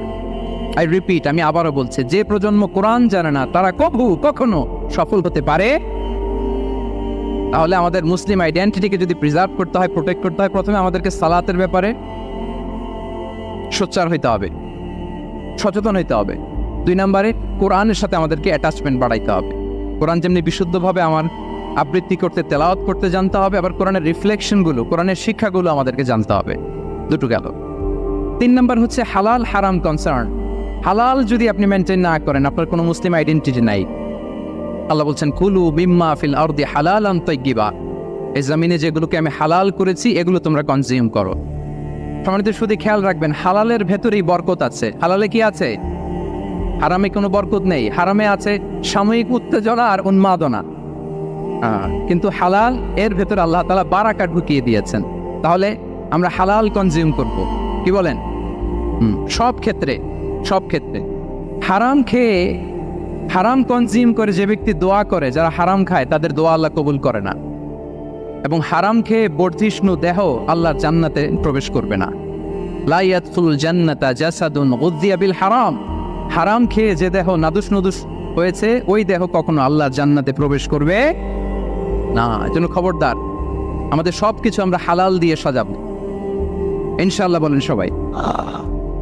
আমাদের অনেকে একটা ভুল করে, সেটা হচ্ছে অনেকে খাবারের ক্ষেত্রে খুব কনসার্ন, যেটা হালাল হইতে হবে, যেটা আমি কনজিউম করব এটার ব্যাপারে খুব কনসার্ন, কিন্তু অন্যান্য বিষয়ে তার আর কোনো খেয়াল নাই, ভ্রুক্ষেপ নাই। এরকম আছে না নাই? বলেন। আমাদের সরকারি বিভিন্ন অফিসগুলোতে ঘুষ আছে না? ঘুষ আছে। দেখবেন সরকারি অনেক হিন্দু কর্মকর্তা গরুর গোশত খায় না। কেন খায় না? তার ধর্মে এটা নিষেধ, গরু খেতে চায় না। আচ্ছা, আবার সরকারি অফিসগুলোর অনেক মুসলিম কর্মকর্তা দেখবেন সরকারি কাজে থাইল্যান্ড গিয়েছে, চায়না গিয়েছে, খুঁজে খুঁজে হালাল রেস্টুরেন্ট খোঁজে, ওয়াইন খায় না, পর্ক খায় না। কারণ কেন খায় না? এটা ইসলামে নিষেধ। কিন্তু দুই অফিসারই, মুসলিম অফিসার হিন্দু অফিসার, দুইজনই আবার ঘুষ খায়, হয় না এরকম? হিন্দু অফিসার গরুর গোশ খায় না, তার ধর্মে নিষেধ। মুসলিম অফিসার ওয়াইন খায় না, পর্ক খায় না, তার ধর্মে নিষেধ। তো ঘুষও তো দুই ধর্মের নিষেধ, কি বলেন? তাহলে যেটা খাবো, কনজিউম করবো, শুধু এইটার ব্যাপারেই কি হালাল? না, ইউর ইনকাম শুড বি হালাল, ইউর ফ্যাশন শুড বি হালাল, ইউর এন্টারটেইনমেন্ট শুড বি হালাল, ইউর রিলেশনশিপ শুড বি হালাল। আপনার রিলেশনশিপও কি হইতে হবে? এই তো আসল জায়গায় চলে আসছে এখন। হালাল রিলেশনশিপ কোনটা? বিয়ে। এই পবিত্র বিয়ের মাধ্যমে আমরা এই হালাল রিলেশনশিপকে উপভোগ করতে পারবো। এর বাইরে আর কোনো রিলেশনশিপে যাওয়া যাবে না। প্রি ম্যারিজ রিলেশনশিপ, এটা কি হালাল না হারাম? ফতোয়া আপনারাই দিয়ে দিচ্ছেন। বলেন, বিবাহ বহির্ভূত যে কোনো রিলেশনশিপ হালাল নাকি হারাম? এক্সট্রা ম্যারিটাল যে কোনো রিলেশনশিপ বলেন হালাল নাকি হারাম? সাবধান হইতে হবে। তাহলে হালালের সাথে আমাদের সম্পর্কটাকে জোরদার করতে হবে। আচ্ছা, আপনারা আমার সাথে আছেন তো? মুসলিম আইডেন্টিটি রক্ষায় প্রথমে কি বলেছিলাম? সালাত। 2 নম্বরে অ্যাটাচমেন্ট উইথ কোরআন। 3 নম্বরে কি? হালাল মেনটেন করতে হবে। আচ্ছা, গেল। 4 নম্বর হচ্ছে আমাদের একটা গুড সার্কেল মেনটেন করতে হবে। Always engage with good circle, maintain a good circle. যত টক্সিক পিপল আছে এদেরকে ইগনোর করবেন, দূরে থাকবেন। আপনাকেও ভালো করতে দিবে না, নিজেরাও ভালো থাকবেন, এরকম আছে না? নাই। ভালো স্টাডি সার্কেল মেনটেন করবো আমরা। দিনের মৌলিক বিষয়গুলো শেখার জন্য একটা ভালো সার্কেল মেনটেন করব। এমন সার্কেলে থাকবেন, এমন লোককে বন্ধু বানাবেন যাকে দেখলেই আল্লাহর কথা স্মরণ হয়। কি বলেন? এরকম একটা ভালো পরিবেশ খুঁজে নেন, একটা দ্বীনি সার্কেল খুঁজে নেন। Never stop learning Islamic knowledge. যারা এই যে নলেজ শেয়ারিং সেশন করে, ইসলামিক হালাকা করে, কোরআনিক স্টাডি সার্কেল করে, এই সার্কেলগুলোর সাথে আমরা থাকবো ইনশাআল্লাহ। কি বলেন? সবাই থাকবেন তো? তা না হলে মুসলিম আইডেন্টিটি আমরা প্রোটেক্ট করতে পারবো। আচ্ছা, 5 নম্বরে হচ্ছে এঙ্গেজ উইথ গুড ওয়ার্ক। কল্যাণমূলক কাজের সাথে নিজেকে আমরা জড়িয়ে রাখবো। এই যে টাইমটা আপনার লাইফের সবচেয়ে ক্রিম টাইম আপনি পার করছেন, বেশিরভাগ শ্রোতাই তো এখানে তরুণ এবং যুবক, এই সময় আপনি আর পাবেন না, কখনো পাবেন না। এই টাইমটাকে যেন আমরা কাজে লাগাই। এমন সময় আপনারা পার করছেন, আপনারা চাইলে বাতাসের গতিকে আপনারা পাল্টে দিতে পারেন, সাগরের স্রোতকে উল্টে দিতে পারেন, আপনারা চাইলে ইতিহাস গড়তে পারেন। এই যে 24-এর এই যে আপরাইজিং হলো, কারা করেছে এটা? প্রবীণরা না নবীনরা? বলেন তো। এই যে আবু সাইদ বুক টান টান করে যে দাঁড়িয়েছে, সে কি বুড়া মানুষ ছিল না যুবক ছিল আপনাদের মতো? আল্লাহ রাসূল সাল্লাল্লাহু আলাইহি ওয়া আলিহি ওয়াসাল্লাম তিনি বলেন, ইগতানিম খামসান ক্বাবলা খামসিন। 5 জিনিস ফুরিয়ে যাওয়ার আগে 5 জিনিসকে গনিমত মনে করো, গুরুত্বপূর্ণ মনে করো। এর মধ্যে একটা হচ্ছে শাবাবাকা ক্বাবলা হারামিক। তোমার বার্ধক্য আসার আগে তোমার এই যৌবনকে, প্রৌঢ়ত্বের আগে এই যৌবনকে কাজে লাগাও। এবং কিয়ামতের দিন আল্লাহ তাআলা 7 শ্রেণীর ব্যক্তিকে তার সুশীতল আরশের নিচে ছায়া দিবেন, যেদিন আল্লাহর আরশের সুশীতল ঠান্ডা ছায়া ছাড়া আর কোনো ছায়ার ব্যবস্থা থাকবে না। ওই 7 শ্রেণীর ব্যক্তির মধ্যে এক ব্যক্তি হচ্ছে ওয়াশাবুন নাশাআ ফি ইবাদাতিল্লাহ। এমন যুবক যে আল্লাহর ইবাদতে তার যৌবনকে কাটিয়েছে। বলেন, ওইরকম যুবক হতে আমরা চাই কি চাই না? তাহলে আমাদের এই যৌবনকে আমরা কাজে লাগাবো। 6 নম্বরে হচ্ছে কনসিস্টেন্সি, ধারাবাহিকতা। আরবিতে বলে আল মুদাওয়ামা। এই যে আজকে মাশায়েখরা এখানে কথা বলবেন, এত মোটিভেটেড হয়েছেন, কালকে থেকে মাশাআল্লাহ নামাজ, নফল রোজা, কোরআন তেলাওয়াত শুরু করছেন, কিন্তু 10 দিন পরে আবার শেষ, 1 সপ্তাহ পরে আবার আর নাই মোটিভেশন। এরকম হয় কি হয় না? আমরা কি শুধু 7 দিনের জন্য মোটিভেশন নেব আজকের কনফারেন্স থেকে, নাকি আজীবনের জন্য নেব? আজীবনের জন্য নেব। ধারাবাহিকভাবে রেগুলার আমরা কিছু নফল ইবাদত করব, রেগুলার আমরা আধা পৃষ্ঠা হলেও আল্লাহর কিতাব কোরআন তেলাওয়াত করব, প্রতিদিন 2টি আয়াত হলেও আমরা অর্থ পড়ব, একটি হলো আল্লাহ রাসূল সাল্লাল্লাহু আলাইহি ওয়াসাল্লামের হাদিস আমরা পড়ব। তাহলে ধারাবাহিক আমল আল্লাহর কাছে খুব প্রিয়। আহাব্বুল আমালি ইলাল্লাহি আদওয়ামুহা ওয়া ইন কাল্লা। রাসূল সাল্লাল্লাহু আলাইহি ওয়াসাল্লাম বলেন আল্লাহর কাছে সবচাইতে প্রিয় আমল ওইটা যেটা আমার বান্দা নিয়মিত করে, ধারাবাহিকভাবে করে, যদিও পরিমাণে ওইটা অল্প, যদিও পরিমাণে সেটা কি অল্প। তাহলে এই মোটিভেশনকে আমরা কন্টিনিউ করব ইনশাআল্লাহ। বলেন সবাই। সব শেষে খুবই গুরুত্বপূর্ণ হাম্বলনেস, বিনয় থাকতে হবে আমাদের, ডাউন টু আর্থ হইতে হবে। আমাদের মুসলিম আইডেন্টিটির সাথে অ্যারোগেন্সের কোনো সম্পর্ক নাই। ওমা তাওয়াদা আহাদুন লিল্লাহি ইল্লা রাফাআহুল্লাহ। রাসূল সাল্লাল্লাহু আলাইহি ওয়াসাল্লাম বলেন যে আল্লাহর জন্য বিনয়ী হয়, নিচু হয়, আল্লাহ তাকে সম্মানিত করেন। বলেন আমরা সম্মানিত হতে চাই কি চাই না? রাসূল সাল্লাল্লাহু আলাইহি ওয়াসাল্লাম দোয়া করতেন, আল্লাহুম্মা জাআলনি সাবুরা ওয়াজআলনি শাকুরা ওয়াজআলনি ফি আইনি সগীরা ওয়া ফি আয়ুনিন নাসি কাবীরা। হে আল্লাহ, আপনি আমাকে শুকরগুজার বান্দা বানান। হে আল্লাহ, আপনি আমাকে ধৈর্যশীল বান্দা বানান। হে আল্লাহ, আপনি আমাকে আমার নিজের চোখে আমাকে ছোট বানান, মানুষের চোখে আপনি আমাকে বড় বানান। রাসূল সাল্লাল্লাহু আলাইহি ওয়াসাল্লাম নিজ চোখে ছোট থাকতে চেয়েছেন, ফলে গোটা বিশ্বের চোখে রাসূল সাল্লাল্লাহু আলাইহি ওয়াসাল্লামকে বড় মহামানব বানিয়েছেন কে? এখন আপনি নিজের চোখেই যদি বলেন যে আমি অনেক বড়, তাহলে হবে না। এই হাম্বলনেসটা আমাদের থাকতে হবে সম্মানিত ভাইয়েরা। আমাদের অনেক তরুণদেরকে আমি দেখি যে নতুন দিনে ফিরেছে, নতুন তার মধ্যে উপলব্ধি আসছে, রিয়েলাইজেশন আসছে যে আগে রং ট্র্যাকে ছিলাম, এখন রাইট ট্র্যাকে আসতে চাই, ইসলামকে অনুশীলন করতে চাই। আলহামদুলিল্লাহ, খুব ভালো। তো তার যখন রিয়েলাইজেশন আসছে, সে কিছু পড়াশোনা শুরু করে দেয়, কিছু পড়াশোনা করে, কিছু স্কলার্সদের লেকচার শোনে। তো অনেক তরুণের মধ্যে এই সমস্যাটা একটা কমন ফেনোমেনা, যে একটু পড়াশোনা করে, একটু কিছু স্কলার্সদের লেকচার শুনে ও মনে করে যে আমি সব জেনে গেছি। কি মনে করে? আমি সব জেনে গেছি। এরপরে এখানেই ক্ষান্ত হয় না, এরপরে সে ভুল ধরতে আরম্ভ করে স্কলার্সদের। সে বলে যে উনি এই ভুল করছে, উনি এই ভুল করছে, উনি ভ্রান্ত, উনি বাতিল। এরকম একটা কমন ফেনোমেনা আমাদের মধ্যে আছে না নাই? বলেন না, অ্যাবসলিউটলি রং। শিক্ষানবিশ যারা, তারা এটা করবে না। কিছুই শিখেননি আপনি, কিছুই জানেননি এখনো, অনেক দূর যেতে হবে আপনাকে। কোনো বিষয়ে কমেন্টস করতে গেলে, কোনো ইস্যু নিয়ে আপনাকে মন্তব্য করতে গেলে আপনাকে অগাধ পাণ্ডিত্য অর্জন করতে হবে, তারপরে আপনি সে বিষয়ে কথা বলতে পারবেন। তাহলে এই জাতীয় অ্যাটিটিউড যেন কখনো, এগুলো শয়তান করে, এই অ্যাটিটিউড যদি আমার মধ্যে ঢুকে, আপনি হয়তো ইসলাম থেকেও দূরে সরে যাবেন। আল্লাহ এই ধরনের অ্যাটিটিউড থেকে আমাদেরকে হেফাজত করুক, আমরা পড়ি আমিন। তাহলে সম্মানিত সুধী, being proud of our Muslim identity, এই টপিক নিয়ে আমি দুইটা বিষয়ে কথা বলেছি, যে আমরা কিভাবে আমাদের এই মুসলিম আইডেন্টিটিকে প্রিজার্ভ করবো, প্রোটেক্ট করবো, আর কেন আমাদের এই মুসলিম আইডেন্টিটি নিয়ে গর্ববোধ করা উচিত। সম্মানিত সুধী মণ্ডলী, ইসলাম হচ্ছে আমাদের কোর আইডেন্টিটি, এবং ওমরে ফারুক রাদিয়াল্লাহু তাআলা আনহু বলেছেন, এখানে ইসলামই আমার সম্মান, ইসলামই আমার ইজ্জত। ইসলামের বাইরে যেয়ে যদি আমরা ইজ্জত খুঁজতে চাই, আমাদেরকে আল্লাহ তাআলা অপমানিত করবেন। তাহলে আমরা বোল্ডলি যেন এটা বলি যে আমি মুসলিম। আল্লাহ তাআলা বলছেন, ওমান আহসানু কাওলাম মিম্মান দাআ ইলাল্লাহি ওয়া আমিলা সালিহাও ওয়া ক্বালা ইন্নানি মিনাল মুসলিমিন। তার চেয়ে শ্রেষ্ঠ কথা আর কার হতে পারে যে মানুষকে আল্লাহর দিকে ডাকে।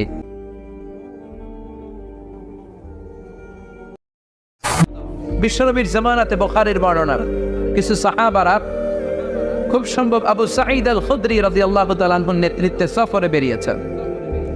পথিমধ্যে ওনারা দেখলেন আরবদের মরুভূমিতে একটা গ্রাম, এই গ্রামের যে সর্দার, ওই সর্দারকে একটা বিষাক্ত সাপ দংশন করেছে। আরেক বর্ণনায় এসেছে লাদাগাতু আকরাব, বিচ্ছু পোকা দংশন করেছে। ওই সাপের কামড় খেয়ে বিষাক্ত অবস্থায় ওই কওমের, ওই গোষ্ঠীর সর্দার মরে যাওয়ার উপক্রম। চারিপাশে ভিড়, বৈদ্য, কবিরাজ, এদেরকে নিয়ে আসা হয়েছে। এরা এসে দোয়া কালাম পড়তেছে, মন্ত্র তন্ত্র পড়তেছে, সুমন্তর সু কালিকুত্তার গু। বাংলাদেশে বলে না এগুলা ছোটরা? তাই সুমন্তর সু কালিকুত্তার গু পড়ে বুঝতেছে এই সমস্ত মন্ত্র বললে কি মানুষ সুস্থ হয়? কথা বলেন। সাহাবারা বললেন, আমাদের কাছে এমন মন্ত্র আছে যেটা পড়ে ফু দিলে, মানে রুকিয়া করলে, তাকে সুস্থ করে দেয় কে? এরা কেউ বিশ্বাস করে না, বলে তোমরা বেদুইন, যাও মিয়া, কি সুস্থ করবা? এই সুমন্তর সু কালিকুত্তার গুই কিছু করতে পারে না, আর তোমরা বেদুইন, নিরক্ষর, উম্মি, তোমরা রুকিয়া করবে কোত্থেকে? বিশ্বনবীর সাহাবী বললেন, এমন জিনিস আমার কাছে আছে, এই জিনিস পড়ে যদি আমি ফু দিয়ে দেই, আল্লাহর মেহেরবানিতে অসুস্থ ব্যক্তি সুস্থ হয়ে যাবে। কোনো ক্রমে যখন সুমন্তর সুতে আর কাজ হয় না, এবার বিশ্বনবীর সাহাবা আবু সাঈদ খুদরিকে এরা ধরল, আসো এসে একটু রুকিয়া করে যাও, ঝাড়ফুঁক করে যাও। লোকজন ছেলে সাইয়েদনা আবু সাঈদ খুদরি, বুখারীর বর্ণনা, ওই লোকটার পাশে বসলেন, বললেন কোথায় দংশন করেছে, তো জায়গাটা দেখালেন। উনি ওখানে হাত বুলিয়ে দিতে লাগলেন আর পড়তে আরম্ভ করলেন, আলহামদুলিল্লাহি রাব্বিল আলামিন আর রহমানির রহিম মালিক ইয়াউমিদ্দিন। এরকম হাত বুলিয়ে দিতে দিতে 7টা আয়াত পড়তে দেরি, মুহূর্তের মধ্যে বন্ধ চোখটা খুলে যায়। আবার পরে ফু দিলেন, শোয়া থেকে এবার উঠে বসে গিয়েছে। আরেকবার ফু দেওয়ার পরে এবার বসা থেকে উঠে দাঁড়িয়ে হাঁটতে শুরু করেছে, পড়েন আল্লাহু আকবার। এবার আবু সাঈদ খুদরি বললেন, তোমাদের নেতাকে সুস্থ করেছি, ছাগল দাও, ছাগল 30টা ছাগল দাও, কাতিফু গানাম, আরেক বর্ণনা 100টা ছাগল দাও। তারা সবাই মিলে ছাগল কালেকশন করে দিল। বিশ্বনবীর সাহাবী বাপের বেটার মতো এক পাল ছাগল নিয়ে মদিনায় এলেন। মাঝপথে প্রতিমধ্যে ক্ষুধা লেগেছে সাহাবাদের। সাহাবারা কয়েকটা ছাগল জবাই করেও খেলেন, প্রচন্ড ক্ষুধার্ত। জবাই করে খাওয়ার পরে টনক নড়ছে, হায় রে, কোরআন দিয়ে ফু দিয়া যে ছাগল আনলাম, আবার এই ছাগলও যে খাইলাম, এটা জায়েজ হয়েছে কিনা শরীয়তের মানদণ্ডে মাসআলাটা বিশ্বনবীর কাছ থেকে recheck, cross check, double check করে নেওয়ার দরকার আছে না নেই? বিশ্বনবীর দরবারে যে হাজির, ইয়া রাসূলুল্লাহ, এমন এমন ঘটনা ঘটেছে, সূরা ফাতিহা দিয়ে ফু দিয়ে তো আমরা ছাগল নিয়ে আসছি, জায়েজ হয়েছে কিনা? জায়েজ। বিশ্বনবী বলে, জায়েজ হয়েছে মানে কোরআনের দাম বাড়াইতে আসছস বেটা, কোরআনের মর্যাদাকে আরো বুলন্দ করে দিয়ে এসেছো, চিল্লায় বলেন আল্লাহু আকবার। ছাগল তোমরা সবাই ভাগ বটোয়ারার পরে অতিরিক্ত থাকলে আমারও দিয়ে একটা দিবে, সুবহানাল্লাহ কইবেন না? এজন্য সূরাতুল ফাতিহা পড়ে ফু দিলে অসুস্থকে সুস্থ করে দেয় কে? বাবুল ইস্তিশফা বিল কোরআন, সুনানি ইবনে মাজাহ একটা চ্যাপ্টারই আছে, চ্যাপ্টারের নাম হচ্ছে বাবুল ইস্তিশফা বিল কোরআন, কোরআন দিয়ে শেফা নেওয়া, রেমেডি নেওয়া, আরোগ্য নেওয়া। সূরাতুল ফাতিহার চাইতে সবচেয়ে বড় শেফা পৃথিবীর বুকে আর হতে পারে নে? আল্লাহর কোরআন সাক্ষী। এই কোরআনের ভেতরে রব্বুল আলামিন দুইটা জিনিসের ক্ষেত্রে শেফা ব্যবহার করেছেন। এক করেছেন কোরআনের ক্ষেত্রে, আরেক করেছেন মধুর ক্ষেত্রে। কোন সুবহানাল্লাহ। মধুর বর্ণনা যখন আল্লাহ দিয়েছেন, তিনি বলেছেন ফিহি শিফাউন লিন-নাস। কোরআনের মধ্যেও যেমনি শিফা, মধুর মধ্যেও শিফা আছে না নাই? মধুর মধ্যে গ্লুকোজ আছে, সুক্রোজ আছে, ফ্রুক্টোজ আছে, ক্যালসিয়াম আছে, ক্যালোরিজ আছে, ভিটামিন আছে, মিনারেলস আছে, আপনার যা যা দরকার সব আছে। কারণ মৌমাছি যখন বিভিন্ন গাছের লতা পাতা থেকে, ফুল থেকে রস সংগ্রহ করে আনে, ওই গাছগুলোর মধ্যে বনাজি গাছ আছে না নাই? ঔষধি গাছ, ওই এলাকার যত বনাজি গাছ, ঔষধি গাছ, ঔষধ সমৃদ্ধ উপাদান নিয়ে এই মধুকে আল্লাহ তাআলা তৈরি করেছেন। সুবহানাল্লাহ। এজন্য বিশ্বনবীর খাবারের তালিকায় সবসময় কমন থাকতো মধু। মধু আছে যেখানে বিশ্বনবী খেতেন। মধু গিফট করলে বিশ্বনবী সেটা রিসিভ করছেন। পারফিউম বিশ্বনবীকে কেউ দিলে বিশ্বনবী পারফিউম নেয় নাই, এরকম পাওয়া যায়। ভালো মধু দিলে খেতেন, কিন্তু দুর্গন্ধযুক্ত মধু দিলে বিশ্বনবী খেতে চাইতেন না। বিশ্বনবীর খাওয়ার একটা স্টাইল ছিল, উনি যেটাই খেতেন ভালোটা খেতেন, বাসি কিছু খেতেন না। সুবহানাল্লাহ পড়েন। আমরা মাঝে মাঝে বাসি ডাল, বাসি ভাত, বাসি তরকারি মেরে দেয় না, এটা কিন্তু ক্ষতিকর। বিশ্বনবী বাসি কোনো খাবার কখনো খেতেন না। মধুর মধ্যে একটা দুর্গন্ধযুক্ত মধুর প্রকার আছে, এটাকে বলে মাগাফিরের মধু। বিশ্বনবী কখনো মাগাফিরের মধুতে টাচ করতেন না। বিশ্বনবী রুটি খেতে পছন্দ করতেন, কিশমিশ খেতে পছন্দ করতেন, ছাগলের বাজুর গোশত মানে সিনার গোশত খেতে পছন্দ করতেন, মাশরুম খেতেন বিশ্বনবী, মাশরুম, রুম্মান খেতেন, ডালিম ফল খেতেন, দুধ খেতে পছন্দ করতেন, লাউ খেতে পছন্দ করতেন, জব খেতেন, বার্লি খেতেন, বার্লি খেজুর আরবিতে বলে তামার বালা, এগুলো খেতে বিশ্বনবী পছন্দ করতেন। এই সবগুলোর ভেতরে পর্যাপ্ত প্রোটিন আছে না নাই? এজন্য মধুর ভেতরে আল্লাহ শিফা দিয়েছেন, সূরাতুল ফাতিহার ভেতরেও শিফা দিয়েছেন। চিৎকার করে পড়তে হবে আল্লাহু আকবার। এরপরে বিশ্বনবী বলেছেন এই সূরার আরেক নাম হলো সাবআ মিনাল মাসানি, মানে নিত্য পাঠনীয় সপ্তবাক্য। ওয়ালাকাদ আতাইনাকা সাবআ মিনাল মাসানি ওয়াল কুরআনাল আযীম। আল্লাহ বললেন, নবী আমি আপনাকে নিত্য পাঠনীয় সপ্তবাক্য দান করেছি, পাশাপাশি কোরআনে আযীম দান করেছি। পড়েন সুবহানাল্লাহ। সূরাতুল ফাতিহার আরেকটা নাম হচ্ছে সাবউল মাসানি। সবাই আওয়াজ করে পড়েন সাবউল মাসানি। তাফসীর মাহফিলে এসে কিছু শব্দ শিখে যেতাম। I consider all the sitting people in front of me my student. আমি যখন বক্তৃতা করি আমি মনে করি যারা শুনছে তারা আমার ছাত্র। আমার আগে হামজা ভাই বসেছিলেন, তখন উনি ছিলেন আমাদের শিক্ষক, আমরা ছিলাম ছাত্র। আমার পরে শাইখুল ইসলাম শাইখ ভাই বসবেন, উনি আমাদের শিক্ষক, আমরা ছাত্র। কোরআনের ছাত্র হইতে মনে চায় না? কোরআনের ছাত্র হয়ে বাঁচলেও লাভ, মরলেও লাভ, যেরকম ঠিক কিনা? এই জন্য এই সূরার একটা নাম হচ্ছে সাবউল মাসানি। চিল্লায় বলেন কি নাম? সবাই বলেন কি নাম?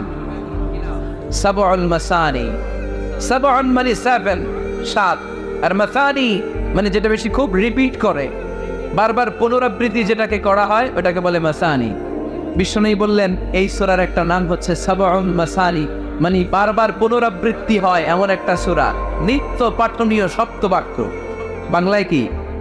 নিত্য পাঠনীয় সপ্তবাক্য। যে 7টা বাক্য নিত্য পাঠ করতে হয়, নিত্য তেলাওয়াত করতে হয়, প্রতিদিন পড়তে হয়।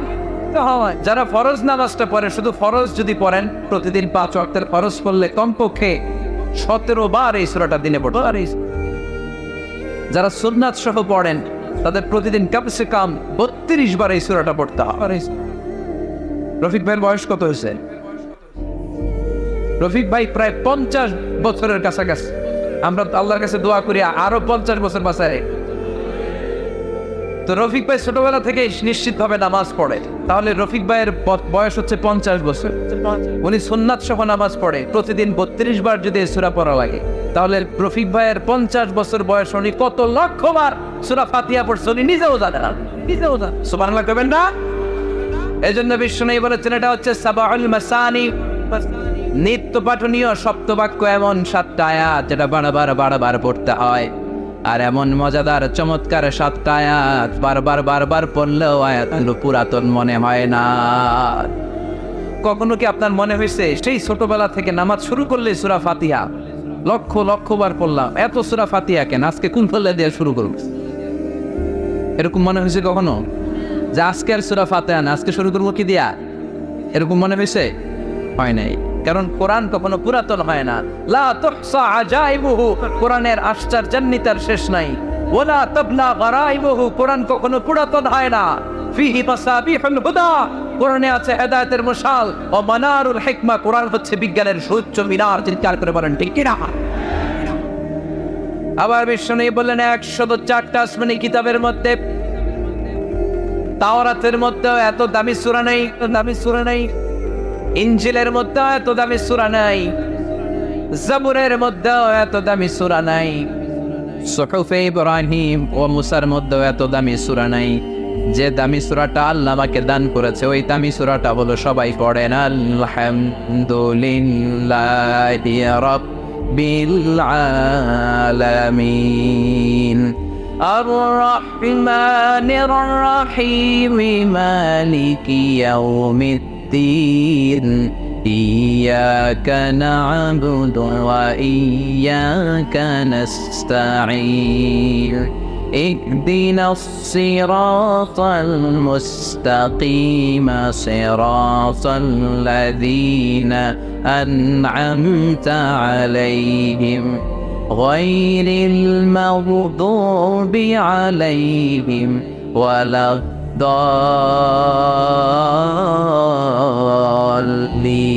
চিল্লায় পড়েন আমিন। এই সূরাটা এত দামি সূরা, এই সূরার মতো সূরা কোন আসমানি কিতাবের মধ্যে আল্লাহ নাজিল করে। এই সূরা থেকে আমরা কয়েকটা কথা শুনবো ইনশাআল্লাহ। পড়ে আপনাদের কি ক্লান্ত লাগতেছে? কষ্ট হচ্ছে? কথা ক্লিয়ারলি বোঝা যাচ্ছে না?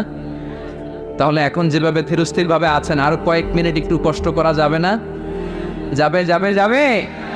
স্লোগান দেন লিল্লাহি তাকবীর, লিল্লাহি তাকবীর, লিল্লাহি তাকবীর। এই সূরাটা মাত্র 7টা আয়াত নিয়ে গঠিত। সবাই বলেন কয়টা আয়াত? 7 আয়াত। মুখস্থ আছে না? মাত্র 7টা আয়াত। এই সূরাটা অনেকটা অভিনন্দন পত্রের মতো, ওয়েলকামিং লেটার। কি লেটার? ওয়েলকামিং লেটার, মানপত্র, অভিনন্দন পত্রের মতো। অনেক সময় আমাদের এলাকায় এমপি মন্ত্রীরা আসে না, প্রধান অতিথি হয়ে, তখন আমরা মানপত্র দেই, অভিনন্দন পত্র দেই, ঠিক কিনা? অভিনন্দন পত্রে কমসে কম 3টা অংশ থাকতে হয়। চিৎকার করে বলেন কয়টা? প্রথমে থাকতে হয় প্রশংসা, মানে মন্ত্রীদের তেল মালিশ করতে হবে প্রথম কথাগণ। প্রথমে আমরা তার প্রশংসা করি, আপনি সুমহান অতিথি, আপনার মতো মানুষ পৃথিবীতে দ্বিতীয়টা নাই, আপনার চরিত্র ফুলের চেয়েও পবিত্র, আছে না নাই? প্রথমে আমরা তার প্রশংসা করি, উই প্রেইজ হিম, আমরা তার প্রশংসা করি। দ্বিতীয় পর্বে আমরা নিজেদের পরিচয় দেই যে আমরা চান্দোলা কমিটি, আমরা এই হাই স্কুলের কমিটি, আমাদের একটা একাডেমিক ভবন লাগবে, আমরা এই মসজিদের কমিটি, আমরা এই মাহফিলের কমিটি, আমি সভাপতি, উনি সেক্রেটারি, উনি ক্যাশিয়ার, আমাদের পরিচয়টা আমরা দেই। তৃতীয় পর্বে আমাদের দাবি দেওয়া শুরু করি। শুরুতেই কি দাবি দেওয়া আরম্ভ করা যায়? এটা দাও, ওইটা দাও, দিতে হবে, না দিলে মানি না, মানবো না। প্রথমে যদি বলেন মানি না, মানবো না, খবর আছে না নেই? প্রথমে তেল মালিশ, প্রথমে তেল মালিশ করতে হয়, প্রশংসা করতে হয়, তারপরে নিজেদের পরিচয় পেশ করতে হয়, তারপরে দাবি দেওয়া পেশ করতে হয়। সূরাতুল ফাতিহাটা হুবহু এরকম একটা অভিনন্দন পত্রের মতো। 7টা আয়াতের প্রথম 3 আয়াতে কেমন করে আমরা আল্লাহর প্রশংসা করব, আল্লাহর গুণকীর্তন করবো, আল্লাহ সেটা শিখায় দিয়ে, শিখায়, সুবহানাল্লাহ নাই? চতুর্থ আয়াতে কেমন করে আমরা আমাদের নিজেদের পরিচয়টা আল্লাহর কাছে পেশ করব, সেটা আল্লাহ শিখায় দিয়ে। হ্যাঁ, এরপরে আমাদের দাবি দেওয়া আল্লাহর কাছে আমরা কেমন করে পেশ করব, ওইটাও আল্লাহ শিখায় দিয়ে, শিখায়। তাহলে প্রথম 3টা আয়াতে আল্লাহ তাআলার প্রশংসা কেমন করে করতে হয় আল্লাহ শিখালেন। চতুর্থ আয়াতে কেমন করে আমাদের পরিচয়টুকু আল্লাহর কাছে পেশ করব, আল্লাহ সেটাও শিখাইয়ে দিলেন। শেষের 3টা আয়াতে কি দাবি দেওয়া আমাদের পেশ করা দরকার, আমাদের চেয়ে ভালো জানে কে? কেউ যেটা জানে না, জানে কে? আমরা আমাদেরকে যত ভালোবাসি, আমাদেরকে আমাদের চাইতে বেশি ভালোবাসে কে? সুবহানাল্লাহ, বাড়িতে গিয়ে কই, আপনি আপনারে যত ভালোবাসেন, আল্লাহ তাআলা আপনার চাইতে আপনারে বেশি ভালোবাসে। আল্লাহ আকবার। প্রথম 3 আয়াতে প্রশংসা বাণী, চতুর্থ আয়াতে নিজেদের পরিচয়, পঞ্চম, ষষ্ঠ এবং সপ্তম আয়াতে কেমন করে দাবি দাওয়া পেশ করব সব শিখায়া দিলেন কে? এই সূরাতুল ফাতিহা, এটা কিন্তু আল্লাহর সাথে আমাদের কনভারসেশন, বুঝেন তো? কথোপকথন, ডায়ালগ। আমরা তো গড়গড় করে পড়ে শুধু সামনে আগাই, আসলে পড়াটা এমন নয়। সূরাতুল ফাতিহা যখন পড়ি, এই 7টা আয়াত পড়ার সাথে সাথে আল্লাহ তাআলা আমাদের সাথে কথা বলেন। আমরা যখন বলি আলহামদুলিল্লাহি রাব্বিল আলামিন, তখন আল্লাহ আমাদের সাথে কথা বলেন। আমরা যখন বলি আর রহমানির রহিম, তখনও তিনি কথা বলেন। তার মানে প্রতিটা বাক্যের উত্তর আল্লাহর পক্ষ থেকে আছে না নেই? আমরা যখন পড়ি আলহামদুলিল্লাহি রাব্বিল আলামিন, আল্লাহ ফেরেশতাদের ডেকে বলে হামিদানি আবদি, নজর করে দেখ আমার বান্দা আমার প্রশংসা শুরু করে দিয়েছে। আল্লাহু আকবার। তোদেরকে বলেছিলাম ইন্নী জাইলুন ফিল আরদি খলিফা, আমি দুনিয়ার বুকে মানুষ বানাবো। তোরা বলেছিলি মানুষ বানিয়ে লাভ নাই, আমরাই তো ভালো। কেন আপনি মানুষ বানাবেন? মানুষ দুনিয়াতে মারামারি করবে, কাটাকাটি করবে, রক্তপাত করবে, কিলাকিলি করবে, হরতাল দিবে। হরতাল আছে না নাই? কিলাকিলি আছে না নাই? গদিলে টানাটানি আছে না নাই? মানুষ তো রক্তপাত করবে। আল্লাহ মানুষ কেন? আমরাই তো ভালো। আল্লাহ বলেছিলেন ইন্নী আ'লামু মা লা তা'লামু, আমি যেটা জানি তোরা সেটা জানিস না। চিৎকার করে বলেন ঠিক কিনা? তো ফেরেশতাদেরকে দেখানোর জন্য আল্লাহ বলবেন হামিদানি আবদি, দেখ তোরা মানুষ বানাতে নিষেধ করেছিলি, নজর করে দেখ আমার বান্দা আমার প্রশংসা গাওয়া শুরু করে দিয়েছে। এরপর আমরা যখন বলি আর রহমানির রহিম, আপনি দয়ালু, আপনি মেহেরবান, আল্লাহ বলে নজর করে দেখ আসনা আলাইয়া আবদি, আমার বান্দা আমার গুণকীর্তন করা শুরু করেছে। আমরা যখন পড়ি মালিক ইয়াউমিদ্দিন, আল্লাহর সাথে সাথে বলে দেয় মাজ্জাদানি আবদি, আমার বান্দা আমার মর্যাদার বর্ণনা দিয়েছে। সুবহানাল্লাহ। এরপরে আমরা যখন বলি ইয়াকা না'বুদু ওয়া ইয়াকা নাস্তাঈন, আল্লাহ বলে হাদা বাইনি ওয়া বাইনা আবদি, এই কথাটা আমার আর আমার বান্দার সাথে সম্পৃক্ত। এটা আমার আর আমার গোলামের ব্যাপার। এত চমৎকার কথা আমার বান্দা বলেছে, আমি আমার বান্দার উপর এত খুশি হয়েছি। এখন আমার বান্দা আমার কাছে যা চাইবে তাই দিয়ে দেব। এভাবে কনভারসেশন হয়। আমরাও বলি, আল্লাহও বলে। আমরা বলি উনি শোনেন, উনি বললে আমরা শুনি। এরকম একটা ফিলিংস আমাদের অন্তরের ভিতরে থাকার দরকার আছে না? নেই? 7টা বাক্য, শুধুমাত্র কেবলমাত্র কয়টা বাক্য? চিল্লায় বলেন। সালাতের মধ্যে আমাদের অনেকের মনোযোগ থাকে না, এরকম একটা অভিযোগ অনেকের আছে না? নাই? হুজুর অনেক চেষ্টা করে মনটারে ধরে রাখতে পারে না, মন একবার এদিকে যায়, আরেকবার ওদিকে যায়, একবার টানে, একটা বায়ে। মনকে আরবিতে বলে কলব। চিল্লায় বলেন, মনকে আরবিতে কি বলে? কি বলে? কলব শব্দের অর্থ হচ্ছে নাড়াচাড়া করে, যেটা পরিবর্তন হয়। পৃথিবীতে সবচাইতে নাড়াচাড়া করে যে জিনিসটা এদিকে দিকে ছোটে, ওটা হচ্ছে মন। ওটা কি? পাগল মোহন, মোহন মোহন রে, মন কেন এত কথা বলে? কত কথা কয় এই মন, কত দিকে যায় এই মন। এখন আমার মন আছে এখানে, একটু পরে ছুটছে ঢাকা, এরপরে সৌদি, এরপরে আমেরিকা। পাসপোর্ট ভিসা কিছু লাগছে?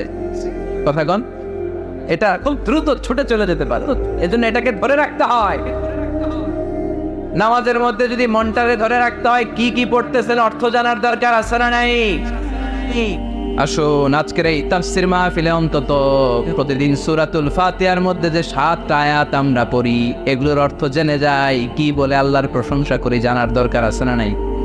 আসুন মনোযোগ দিয়ে একটু শিখার চেষ্টা করি। প্রথম আয়াতে আল্লাহ বলছেন আলহামদুলিল্লাহি রাব্বিল আলামিন, সকল প্রশংসা বহুমাত্রিক জগতের প্রতিপালক আল্লাহ তাআলার জন্য। সুবহানাল্লাহ পড়েন।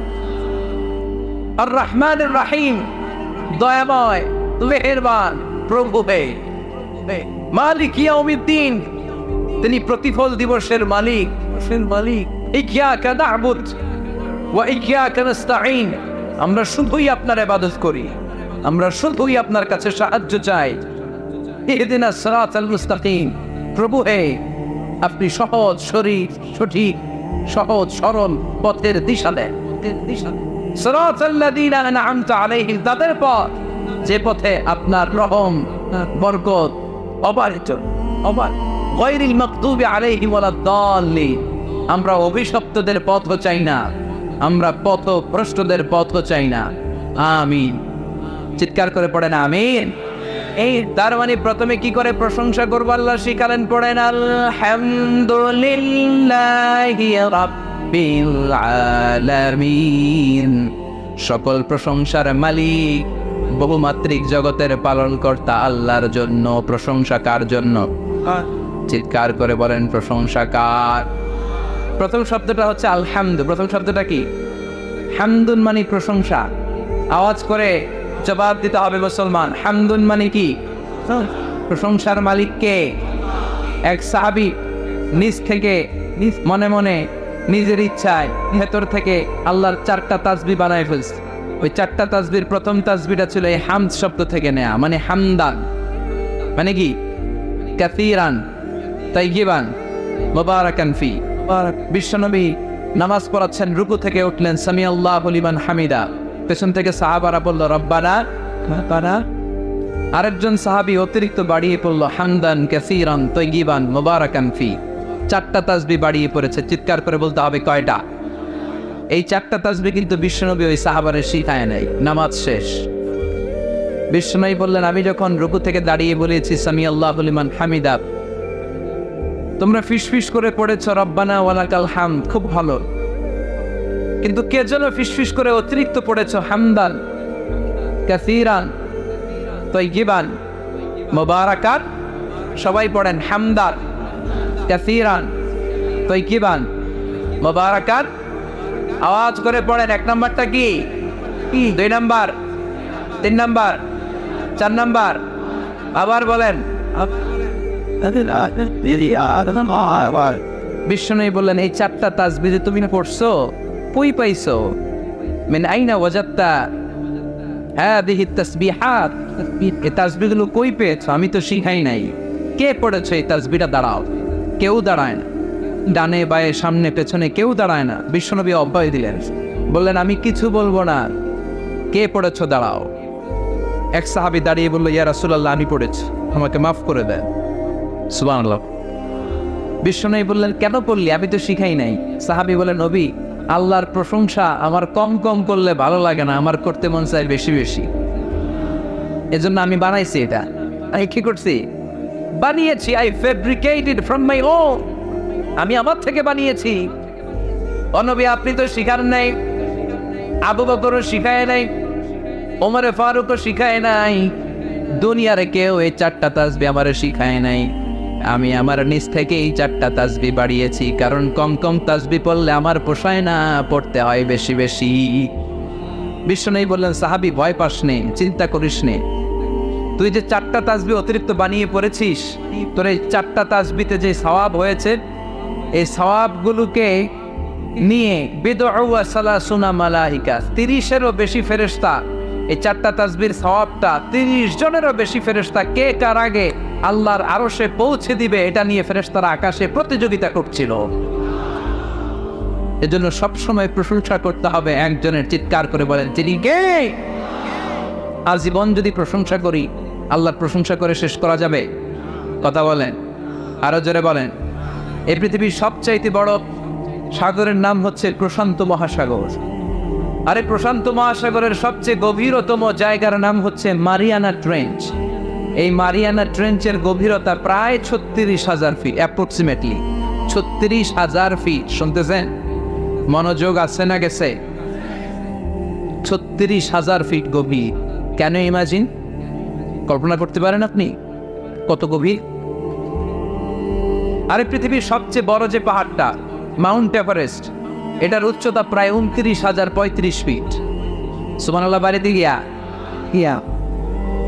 তাহলে সাগরের গভীরতা 36,000 ফিট, আর মাউন্ট এভারেস্টের গভীরতা মাত্র 29,000 ফিট। তাহলে মাউন্ট এভারেস্টকে আস্ত তুলে ধরে এনে প্রশান্ত মহাসাগরের সবচেয়ে গভীর জায়গা মারিয়ানা ট্রেঞ্চের উপর যদি ছেড়ে দেওয়া হয়, পুরো পাহাড়টা পানির নিচে তলিয়ে যাবে। তার উপরেও আরো পানি থেকে যাবে প্রায় 7,000 ফিট। কি পরিমাণ পানি আল্লাহ মজুদ রেখেছে গোটা দুনিয়াতে, এটার একটা ধারণা দেওয়ার জন্য আমি রেফারেন্স গুলো টানছি। মাউন্ট এভারেস্ট নেপালের সাগর মাথায় অবস্থিত, 29,035 ফিটের পাহাড়টা প্রশান্ত মহাসাগরে রেখে দিলে পুরো পাহাড়টা তলিয়ে যাবে, উপরে খালি পানি থাকবে আরো 7,000 ফিট।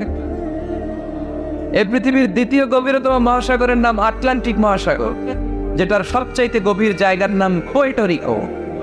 এই পুয়ের্টো গভীরতা প্রায় অ্যাপ্রক্সিমেটলি 33,000 ফিট। সুবহানাল্লাহ পড়ে।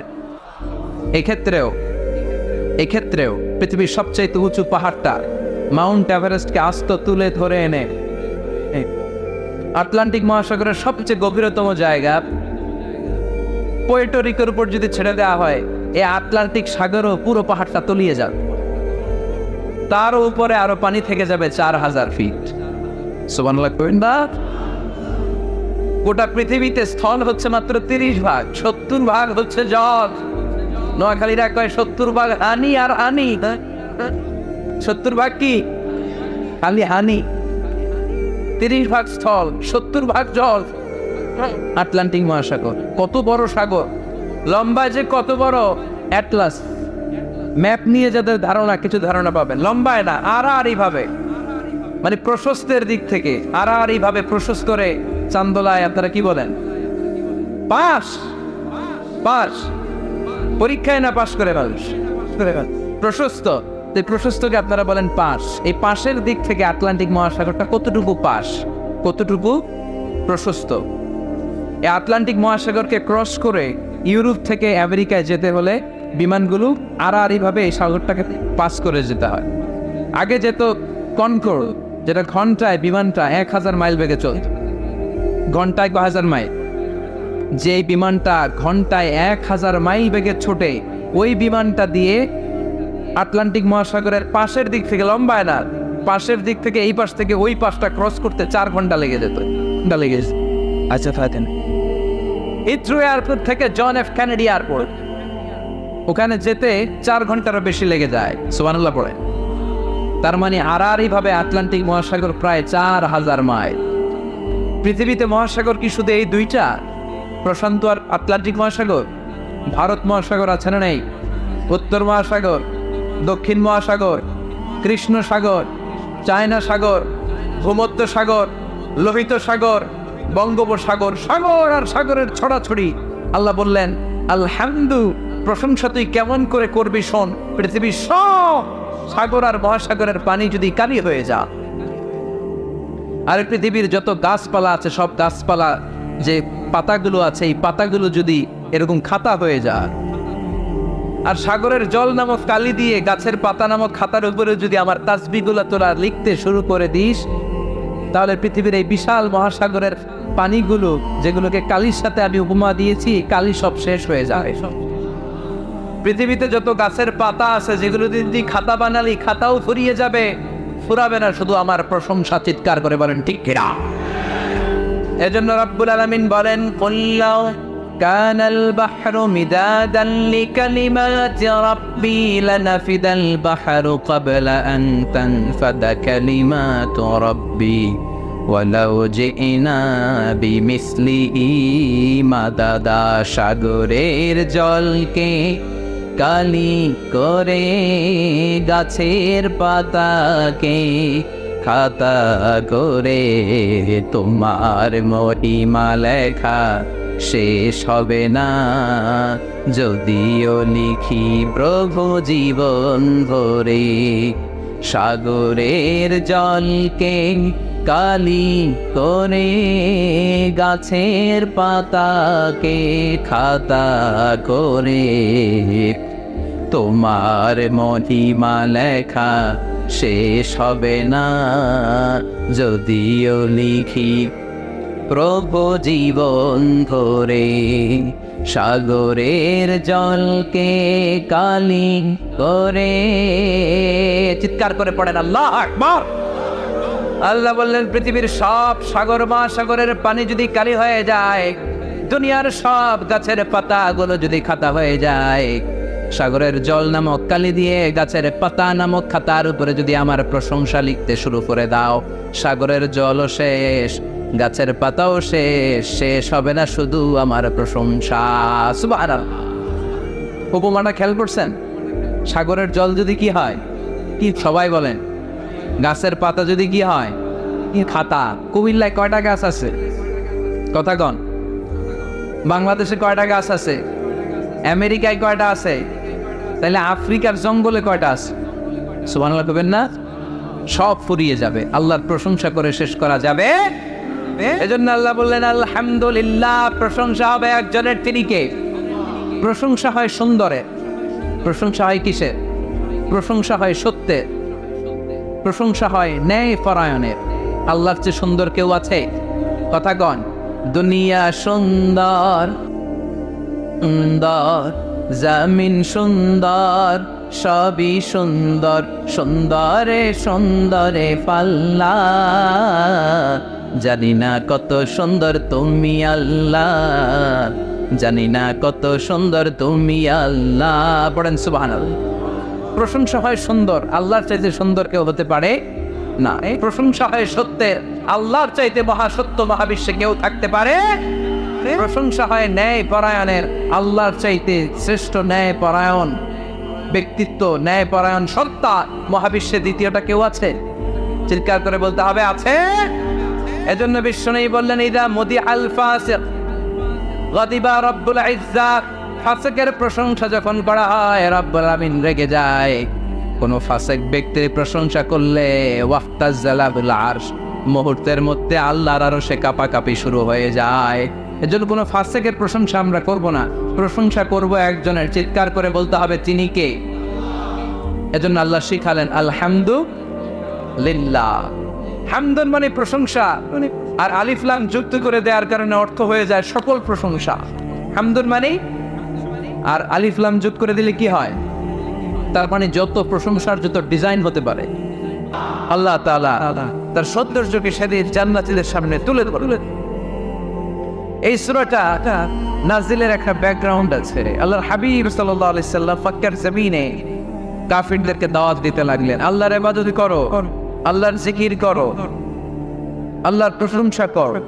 এরকম দাওয়াত দিতে দিতে কিছুদিন পরে বিষ্ণু ইসলাম বলতে শুরু করলেন, রহমানের ইবাদত করো, রহমানের জিকির করো, রহমানের পায়ে সেজদায় লুটিয়ে পড়ো। তখন কাফেররা প্রশ্ন শুরু করে দিল, মুহাম্মদ এতদিন বলতা আল্লাহ, এখন কইতেছ রহমানের কথা, আসলে কোনটা? আল্লাহরে তো আমরা চিনি, রহমানরে তো আমরা চিনি না। আল্লাহর দাওয়াত দিচ্ছ, আল্লাহর গুণগান গাইছো, আল্লাহকে আমরা চিনি জানি, কিন্তু রহমানটা আবার কে? সে আবার কবে আসলো, কোত্থেকে আসলো, কবে থেকে আছে, কতদিন থাকবে? রহমানরা তো আমরা চিনি না, ওরা রহমান চিনে না। এজন্য আল্লাহ তাআলা রহমানকে চিনায় দেওয়ার জন্য আর রহমান নামে একটা সূরা নাযিল করে দিলেন। وَإِذَا قِيلَ لَهُمُ اسْجُدُوا لِلرَّحْمَنِ قَالُوا وَمَا الرَّحْمَنُ, যখন তাদেরকে বিশ্বনবী বললেন রহমানের পায়ে সেজদা দাও, রহমানের জন্য সেজদায় লুটিয়ে পড়ো, قَالُوا وَمَا الرَّحْمَنُ, তারা বলল রহমানটা আবার কে? রহমান কে? আল্লাহ চিনি, রহমানকে তো চিনি না। এখন রহমানকে এটা চিনানোর দরকার আছে না নাই?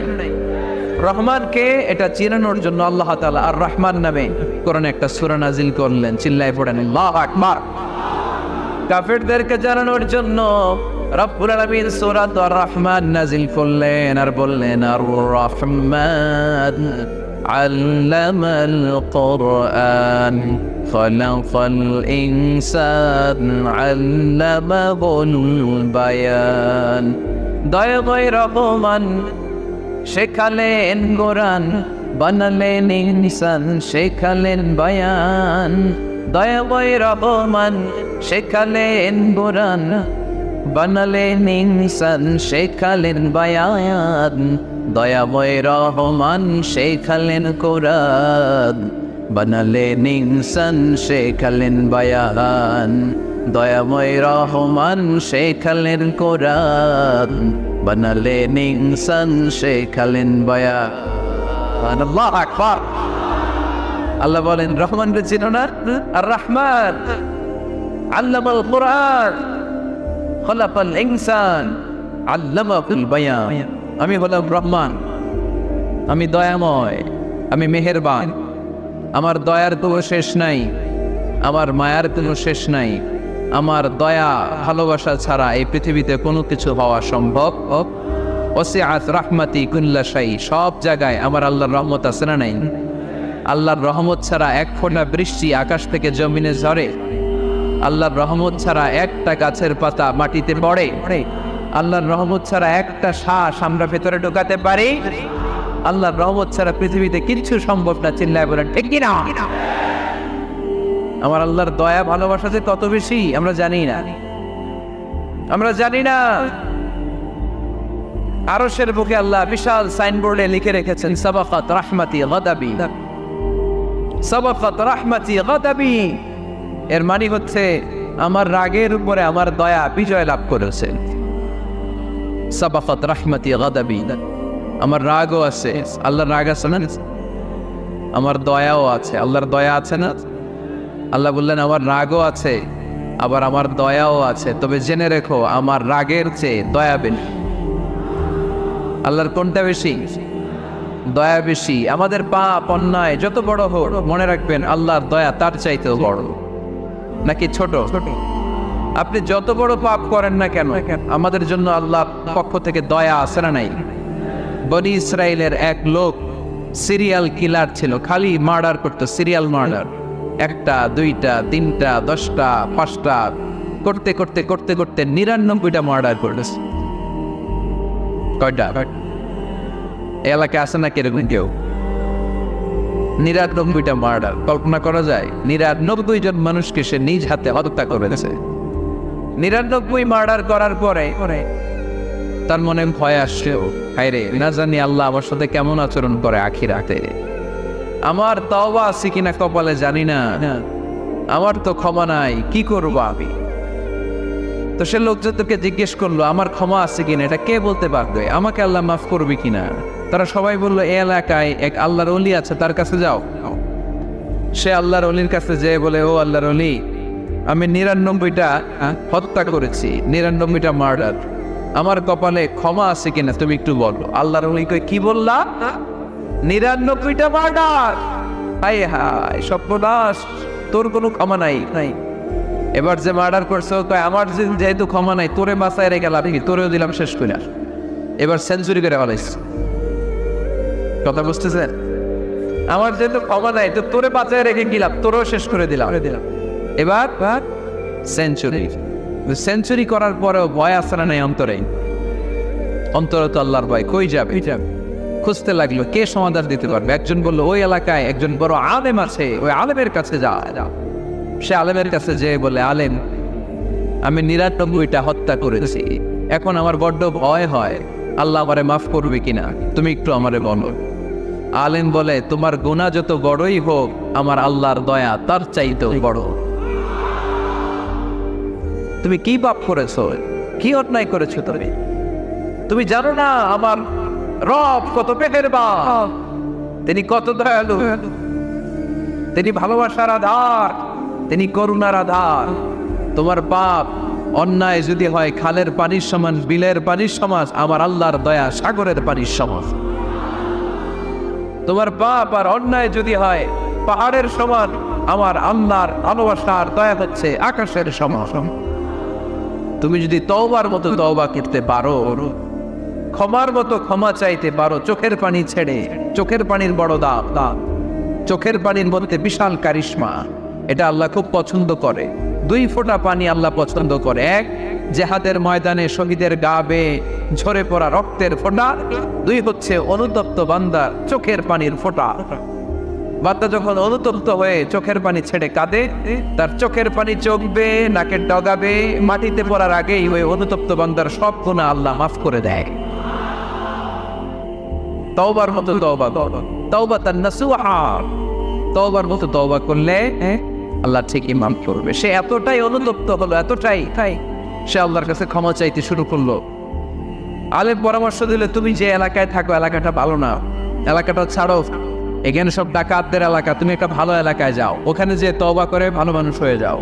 সে নিয়ত করে কাপড় চোপড় গুছিয়ে ভালো এলাকায় যাবে, ঘর থেকে বেরোয়ার সাথে সাথেই মালাকুল মউত চলে আসছে, তার রুহ কবজ করে ফেলছে। এখন রুহকে নিয়ে যাবে, ফাজাত মালাইকাতুর রাহমা ওয়া মালাইকাতুল আযাব, রহমতের ফেরেশতারাও আসছে, আযাবের ফেরেশতারাও আসছে।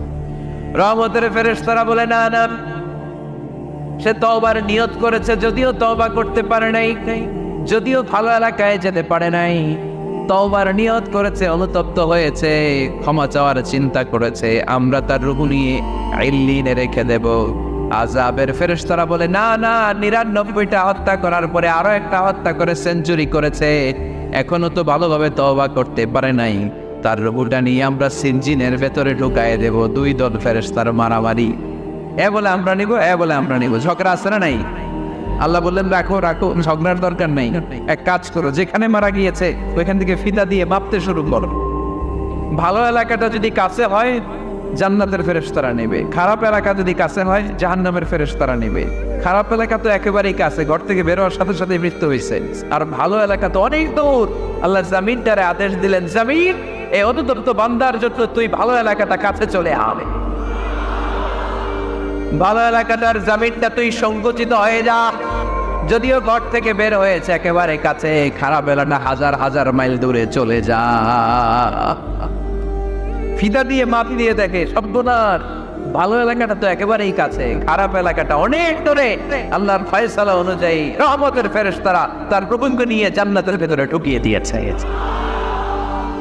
৯৯টা হত্যা করার পরে আরো একটা হত্যা করে সেঞ্চুরি, 100টা করছে। আপনি কয়টা করছেন?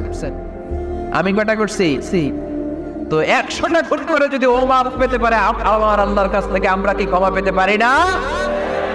ওর পাপের কাছে আমাদের পাপ কি? কয় ওয়াক্ত নামাজ ছাড়ছেন আপনি? কয়টা মিথ্যা কথা বলছেন? কতবার ঘুষ খাইছেন? কত টাকা সুদে লাগাইছেন?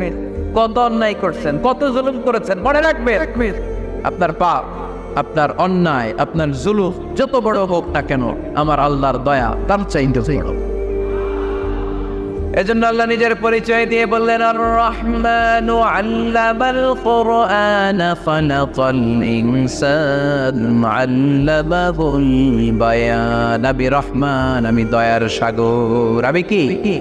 আল্লাহ তুমি দয়ার সাগর, রহমানুর রহিম, তোমার দয়াই পূর্ণ আমার সারা নিশিদিন, তোমার দয়াই পূর্ণ আমার সারা নিশিদিন। আলহামদুলিল্লাহ পড়ে। তাহলে বুঝতে পারলাম আমার আল্লাহর দয়ার কোনো শেষ আছে? চিল্লায় বলতে হবে আছে। দয়া আর ভালোবাসাকে সৃষ্টি করার পরে আল্লাহ তাআলা 100 টুকরা করলেন। কয়শো টুকরা? সবাই শুনতেছেন? কষ্ট হচ্ছে তো উত্তর দিচ্ছেন না যে? কত টুকরা করলেন? 100 টুকরা করে 99 টুকরা দয়া ভালোবাসা আল্লাহ তাআলা নিজের কাছে রেখে দিলেন, আর 1 টুকরা দয়া আর ভালোবাসা আল্লাহ তাআলা গোটা বিশ্বের সবার মাঝে ভাগ করে দিলেন। আমরা সবাই মিলে পাইছি কয় টুকরা ভালোবাসা? উনি রেখে দিয়েছেন কয় টুকরা? ওই 1 টুকরার কিছু অংশ আমিও তো পাইছি, তাই না? আপনি পেয়েছেন, আমরা সবাই পেয়েছি, গোটা বিশ্বের সবাই, আদম আলাইহিস সালাম থেকে শুরু করে কিয়ামত পর্যন্ত যারা আসবে, এসেছিল এবং এখন আছে, সবাই মিলে কয় টুকরা? ওনার কাছে কয় টুকরা? কিন্তু এই 1 টুকরা যে আমরা সবাই ভাগে যোগে পাইলাম, আমাদের ভালোবাসার নমুনা দেখছেন? একজন আরেকজনের ভালোবেসে বলে আত্মহত্যা করে ফেলে, আছে না নাই? আছে না?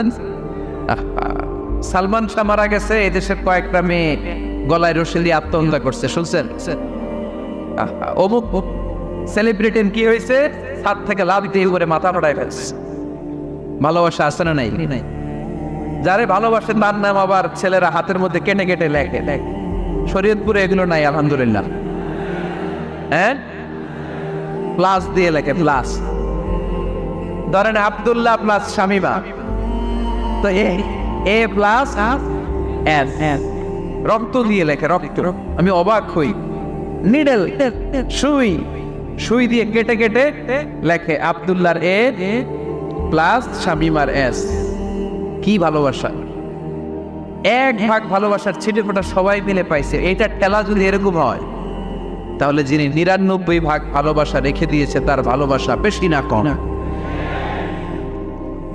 দেখেন, ছোট্ট বাচ্চাটা রাতে খেতে চায় না, মা যদি বলে খাও, বলে না, খাবো না। আব্বু অফিস থেকে আসুন, আব্বুর বলে বসে বসে আব্বু আর আমি একসাথে খাবো। এই ছোট্ট বাচ্চাটা কিছু বোঝে না, কিন্তু তারপরও তার বাবার জন্য ভালোবাসা তার হৃদয়ে ঢুকাই দিছে কে? আপনাদের এলাকায় মুরগি পালেন না আপনারা? মুরগি যখন বাচ্চা নিয়ে হাঁটে, দেখবেন মুরগি ছানা ধরা যায় না, ধরতে গেলে মা মুরগিটা কি করে? কামড় দিতে আসে। এই ছোট্ট বাচ্চাগুলোর জন্য মা মুরগিটার হৃদয়ের ভিতরে ভালোবাসা ঢুকাই দিল কে? আমি পত্রিকাতে এমনও দেখেছি, বন্যায় এক মা পানি খেতে খেতে খেতে খেতে খেতে খেতে মরে গিয়েছে, কিন্তু শিশুটাকে একটা বালতির মধ্যে চাপিয়ে মাথায় তুলে ধরে রেখেছে। মা পানি খেতে খেতে এই যে জীবনকে বিলিয়ে দিয়েছে, কিন্তু বাচ্চাটা মরে নাই। বাচ্চার জন্য কি ভালোবাসা! এই ছোট্ট বাচ্চার জন্য মায়ের হৃদয়ে জান স্যাক্রিফাইসের মতো ভালোবাসা ঢুকাই দিল কে? কিছুদিন পরে আবার আসতেছে বিশ্ব ভালোবাসা দিবস। তখন দেখা যাবে ভালোবাসা কারে কয়। মাদারীপুরের কোনো ফুল বাগান আর খুঁজে পাওয়া যাবে না ফুল, ঠিক কিনা? এই শরীয়তপুর এলাকায় নিশ্চয়ই আপনারা শরীয়ত লঙ্ঘন না করে ইসলামকে প্র্যাকটিস করেন, নাকি এইখানেও বিশ্ব ভালোবাসা আছে? হ্যাঁ, আছে তো। শরীয়তপুর না? হ্যাঁ, ওই দিন 14 ফেব্রুয়ারি শরীয়ত যায় কই? এগুলোর সাথে ইসলামের কোনো সম্পর্ক? আমাদের প্রতিদিনই ভালোবাসা, সকালে ভালোবাসা, বিকেলে ভালোবাসা, সন্ধ্যায় ভালোবাসা, শীতকালে ভালোবাসা, গ্রীষ্মকালে ভালোবাসা। আমাদের ইসলামে শুধু ভালোবাসাবাসি, ঠিক কিনা? রাসূল আমারে ভালোবাসা, রাসূল আমার আলো আশা, রাসূল আমার প্রেম বিরহের মন আলোচনা, রাসূল আমার কাজে কর্মের অনুপ্রেরণা। চিল্লায় পড়েন আল্লাহু আকবার। আমাদের ভালোবাসার কোনো কমতি আছে? 24 ঘন্টা আমাদের ভালোবাসা আছে না নাই? 365 দিন আমাদের ভালোবাসা আছে না নাই? এই জন্য আলাদা করে আমাদের কোনো দিন লাগে না বিশ্ব ভালোবাসা দিবস দরকার হয় না। যারা মাকে দেখতে পারে না, বাবারে দেখতে পারে না, এরা একদিনের জন্য মা বাবাকে উইশ করতে যায়, আর নাম দিছে বিশ্ব মা দিবস, বিশ্ব বাবা দিবস। কিছুদিন আগে দেখলাম বিশ্ব ডিম দিবস। কি দিবস? আমি কি মিথ্যা বললাম? ছিল একটা বিশ্ব ডিম দিবস। কিছুদিন পরে বানাবে বিশ্ব বাঁশ দিবস। যে যারে বাঁশ দিতে পারে এরপর একটা বানাইছে শুনলাম বিশ্ব চিন্তা দিবস। তো এটা কি দিবস? কয় এদিন আমরা সবাই মিলে চিন্তা করি যে আসলে আমাদের কি চিন্তা করা দরকার, আছে না নাই? তো এই যে ওরা বিশ্ব মা দিবস, international mother day, international father day, মা দিবস বাবা দিবস বছরে একবার ওল্ড হোমে রেখে আসে, বৃদ্ধাশ্রমে। যেহেতু সারা বছর বৃদ্ধাশ্রমে, বছরে একদিনও যদি মারে স্মরণ না করি কেমন হয়? তো একদিন ওই মা দিবসে মারে একটা কার্ড দিয়ে উইশ করে আসে, কিছু টাকা দিয়ে আসে। ওদের তো মা বাবার প্রতি দয়া নাই, শ্রদ্ধা নাই, ভালোবাসা নাই, এজন্য ঘটা করে ওদের দিবস পালন করা লাগে। আমাদের 24 ঘন্টা 365 দিনই ভালোবাসা, তাই এই দিবস দিবসের আমাদের দরকার নাই। চিল্লায় বলেন ঠিক কিনা? জন্মের পর থেকেই তো আমাদের ভালোবাসা, মৃত্যু পর্যন্ত ভালোবাসা, আমৃত্যু ভালোবাসা। এই জন্য বিশ্ব ভালোবাসা দিবস, এটা ইসলাম কখনো সাপোর্ট করে না। ভালোবাসার কেন্দ্রবিন্দু একজন, চিল্লায় বলতে হবে তিনি কে? 100 টুকরা করে আমাদেরকে দিয়েছেন কয় টুকরা? উনি রেখেছেন কয় টুকরা? দেখেন, এক টুকরা ঠেলায় বিশ্ব ভালোবাসা দিবস আমরা পালন করি। ভালোবাসার গান, ভালোবাসার নাটক, ভালোবাসার ফিল্ম, ভালোবাসার কবিতা, অভাব নাই। কত ভালোবাসার স্টোরি আপনারা জানেন, এত ভালোবাসা। কিন্তু সবাই মিলে ভালোবাসার এক অংশ আমরা ভাগে যোগে পেয়েছি। এক অংশের নমুনা যদি এমন হয়, 99 টুকরা ভালোবাসা যিনি রেখে দিয়েছেন নিজের মধ্যে, তার ভালোবাসা বেশি না কম? চিল্লায় বলেন বেশি না কম? এজন্য আমরা আল্লাহর ভালোবাসার ভিখারি, আমরা আল্লাহ তাআলার রহমতের ভিখারি। আল্লাহর রহমত ছাড়া কেউ কোনোদিন জান্নাতে যেতে পারবে কোনোদিন নিজের আমল নিয়ে বড়াই করবে না। আপনারা কি ভাবেন যে আপনার আমল দিয়ে আপনি জান্নাতে যাবেন? শরীয়তপুরের আজকের এই প্যান্ডেলে যারা বসে আছেন, কার এরকম ভরসা আছে যে হুজুর আমি এত আমল করেছি, আমার আমলের বদৌলতে আমি জান্নাতের? কে কে আছেন দেখি? আল্লাহর ওলি আছে? এরকম কোন আল্লাহর ওলি হ্যাঁ আছে? নাই। আল্লাহর হাবিব বললেন আল্লাহর রহমত ছাড়া, ভালোবাসা ছাড়া কেউ কোনোদিন জান্নাতে ঢুকতে পারবে? আম্মা জান আয়েশা বললেন ইয়া রাসূলুল্লাহ আপনিও না? আল্লাহর হাবিব বললেন না, আমিও না, তবে আল্লাহর রহমত আর দয়া সেদিন আমাকে ঘিরে রাখে। যার হিসাব আল্লাহ সেদিন চাইবেন সে ধরা খেয়ে যাবে। সব সময় আল্লাহর কাছে এই দোয়াটা যেন আমরা করি, আল্লাহ কিয়ামতের দিন তুমি আমার হিসাব দিও না, আল্লাহ তুমি আমার বিচার বসিও না। আল্লাহ যার বিচার করবেন ও জাহান্নামে যাবে, আর যার বিচার করবেন না সে জান্নাতে যাবে। আল্লাহ যদি বিচার করে আর পাই টু পাই হিসাব নেয়, নামাজ পড়লি না কেন, রোজা রাখলি না কেন, মিথ্যা বললি কেন, খাদ্যে ভেজাল দিলি কেন, মাছে ফরমালিন দিলি কেন, যৌতুক খাইলি কেন, ঘুষ খাইলি কেন, উল্টা পাল্টা করলি কেন, জিনা করলি কেন, একটার পর একটা প্রশ্ন বানে যদি সেই ভয়ঙ্কর দিনে আল্লাহ আমাদেরকে জর্জরিত করে, আমাদের কোনো উত্তর আছে? সেদিন আমাদের বাঁচার কোনো উপায় আছে? তাই আমরা সবাই আল্লাহর কাছে দোয়া করবো, আল্লাহ কোনো বিচার টিচার মানি না, কোনো বিচার করতে পারবে না, দয়া করবা। কথা কয় না? কি করবে? এবার আওয়াজ করে বলেন, বিচার চান না দয়া চান?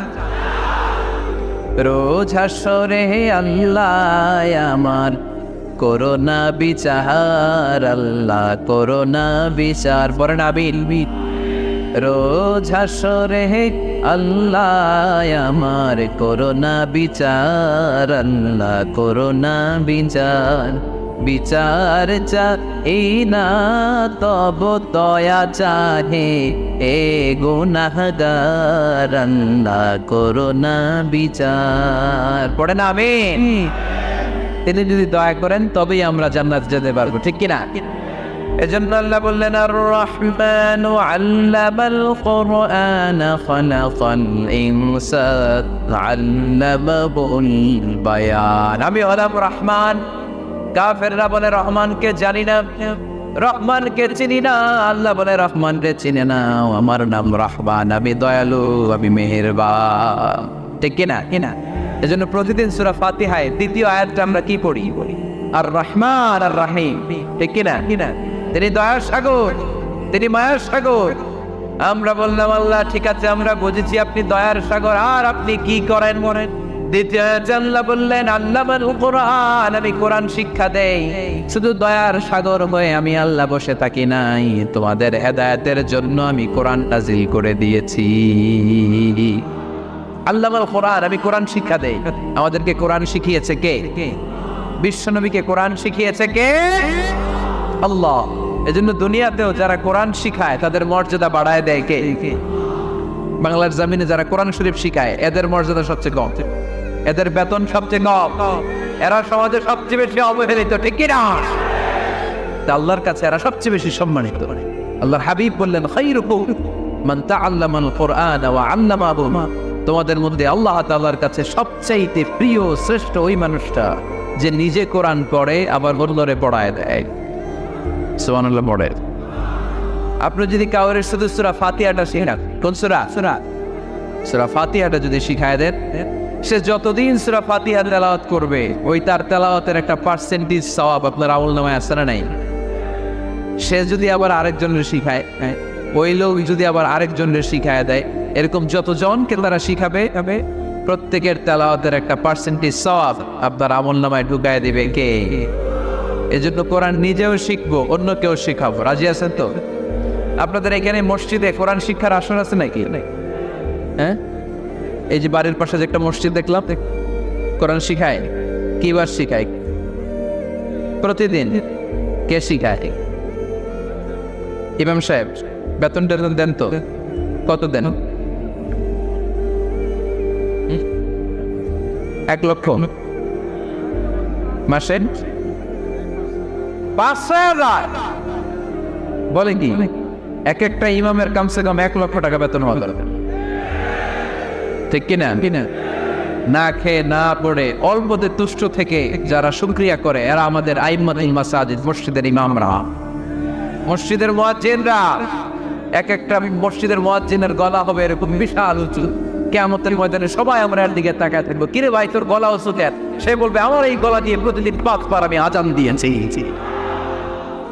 কিয়ামতের ময়দানে ঠিকই সম্মানিত, দুনিয়ায় আমরা চিনলাম না ওনাদেরকে। এজন্য কোরআন শিক্ষার আসর জন্য আমরা গড়ে তুলি। তালিমুল কোরআন প্রজেক্ট লাগবে, শিশুদের কোরআন শিক্ষার আসর, নারীদের কোরআন শিক্ষার আসর, বয়স্কদের কোরআন শিক্ষার আসর। আমরা কোরআন শিখে মরতে চাই, কোরআন জেনে মরতে চাই। No excuse will be granted that day. সেদিন আল্লাহ কোনো এক্সকিউজ গ্রহণ করবে না। সব পারো, হিন্দি তো ঠিকই কইতে পারো। হিন্দিতে কথা কইতে পারে না ছেলেমেয়েরা? হিন্দি সিনেমা এমন দেখা দেখে হিন্দিতে কথা কইতে পারে। তো হিন্দি ভাষা বুঝতে পারলে, শিখতে পারলে আরবি পারলা না কেন? কোনো এক্সকিউজ ওজোর আপনি সেদিন আল্লাহ গ্রহণ করবে? শরীয়তপুরের ভাইরা, আসুন আমরা কোরআন শিখি, আসুন আমরা কোরআন পড়ি। প্রতিদিন একটা আয়াত হলেও কমপক্ষে আমরা যেন কোরআনের অর্থ করি, বঙ্গানুবাদ করি। রাজি আছেন তো? আপনাদের স্মার্টফোন আছে কার কার হাতে? দেখি।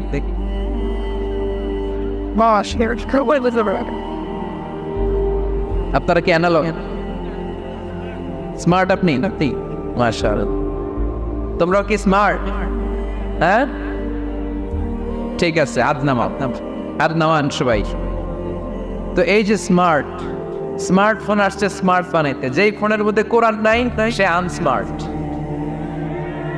ঠিক কিনা? যার মোবাইলের ভেতরে কোরআনের অ্যাপস আছে, ডাউনলোড করে অ্যাপস রেখেছে, সেই হচ্ছে আসল smart. Is the real hero, is the real smart. এজন্য মোবাইলের অ্যাপসের ভেতরে কোরআন ঢুকাইতে হবে। শরীয়তপুরের ছেলেরা খুব সহজ, অ্যান্ড্রয়েড সাইট ইউজ করলে প্লে স্টোরে যাও, যে তুমি বাংলা কোরআন লিখো চলে আসবে। আইফোন যদি ইউজ করো অ্যাপ স্টোরে যাও, ওখানে যে বাংলা কোরআন লিখো চলে আসবে। সহজ। এত সহজ হওয়ার পরেও আল্লাহ কি বললেন? আমরা যদি না শিখি, না জানি, আল্লাহ কি ক্ষমা করবে? যা বলার সব আল্লাহ বলে দিয়েছে এই কোরআনে। এই কোরআনে শুরু হয়েছে বিসমিল্লাহির রহমানির রহিম দিয়ে, মানে বা দিয়ে। কি দিয়ে? চিল্লায় বলেন না, কি দিয়ে? বা দিয়ে। আরে কোরআন শেষ হয়েছে সূরাতুন নাস দিয়ে, যে সূরার শেষ আয়াত হচ্ছে মিনাল জিন্নাতি ওয়ান নাস। বা আর সিন মিলাইলে কি হয়? বাস। এবার বাসে চড়া শরীয়তপুর শহরে যাও। ওই বাস, এই বাস মানে যথেষ্ট, এই বাস মানে সাফিসিয়েন্ট, কাফি। আল্লাহ বুঝালেন এই 30 পারায় 114টা সূরায় আমি যা দিয়েছি এটাই বাস, যথেষ্ট। নতুন করে আর কিছু লাগবে না। চিল্লায় বলেন ঠিক কি না? এজন্য মোবাইলে কোরআনের অ্যাপ ঢুকাইবেন। কেঙ্গে ঢুকাইবেন? আজকে দেখি। আমারে দেখানোর জন্য হাত তুলছেন? দেখাতে হবে একজন, তিনি কে? করেন যাতে করে উত্তর হয়ে যায়। উনি বোঝাতে চাইলেন আমিও হজ করতে এসেছিলাম, যাচ্ছি কোথায়? ফিলিস্তিন, মসজিদুল আকসা যে দেশে আছে। তো উনিও বুঝে গেলেন যে তাহলে আপনি মসজিদুল আকসায় যাচ্ছেন। এবার জিজ্ঞেস করলেন আনতুম মুনযু কাম ফি হাযাল মাকান, তো এখানে একা একা পড়ে আছেন কয়দিন? আবার কোরআনের আয়াত সালাসা লায়ালিন সাবিয়া, টানা 3 দিন 3 রাত এখানে আছে, এটা কোরআনের আয়াত। আবার জিজ্ঞেস করলেন উনি মা আরা মা আখি তো আমান তাকুলিন, তো একা যে পড়ে আছেন আবার 3 দিন, তো আপনি খাচ্ছেন কি, বেঁচে আছেন কিভাবে? ভদ্রমহিলা আবার একটা আয়াত তেলাওয়াত করে দেন। তিনি পড়লেন হুয়া ইউতঈমুনি ওয়া ইউসতিন, ইব্রাহিম আলাইহিস সালামের কথা, যে ওই আল্লাহ তাআলাই আমারে খাওয়ায়, আল্লাহই আমাকে পান করে, আল্লাহ তাআলা ব্যবস্থা করেছেন আবার।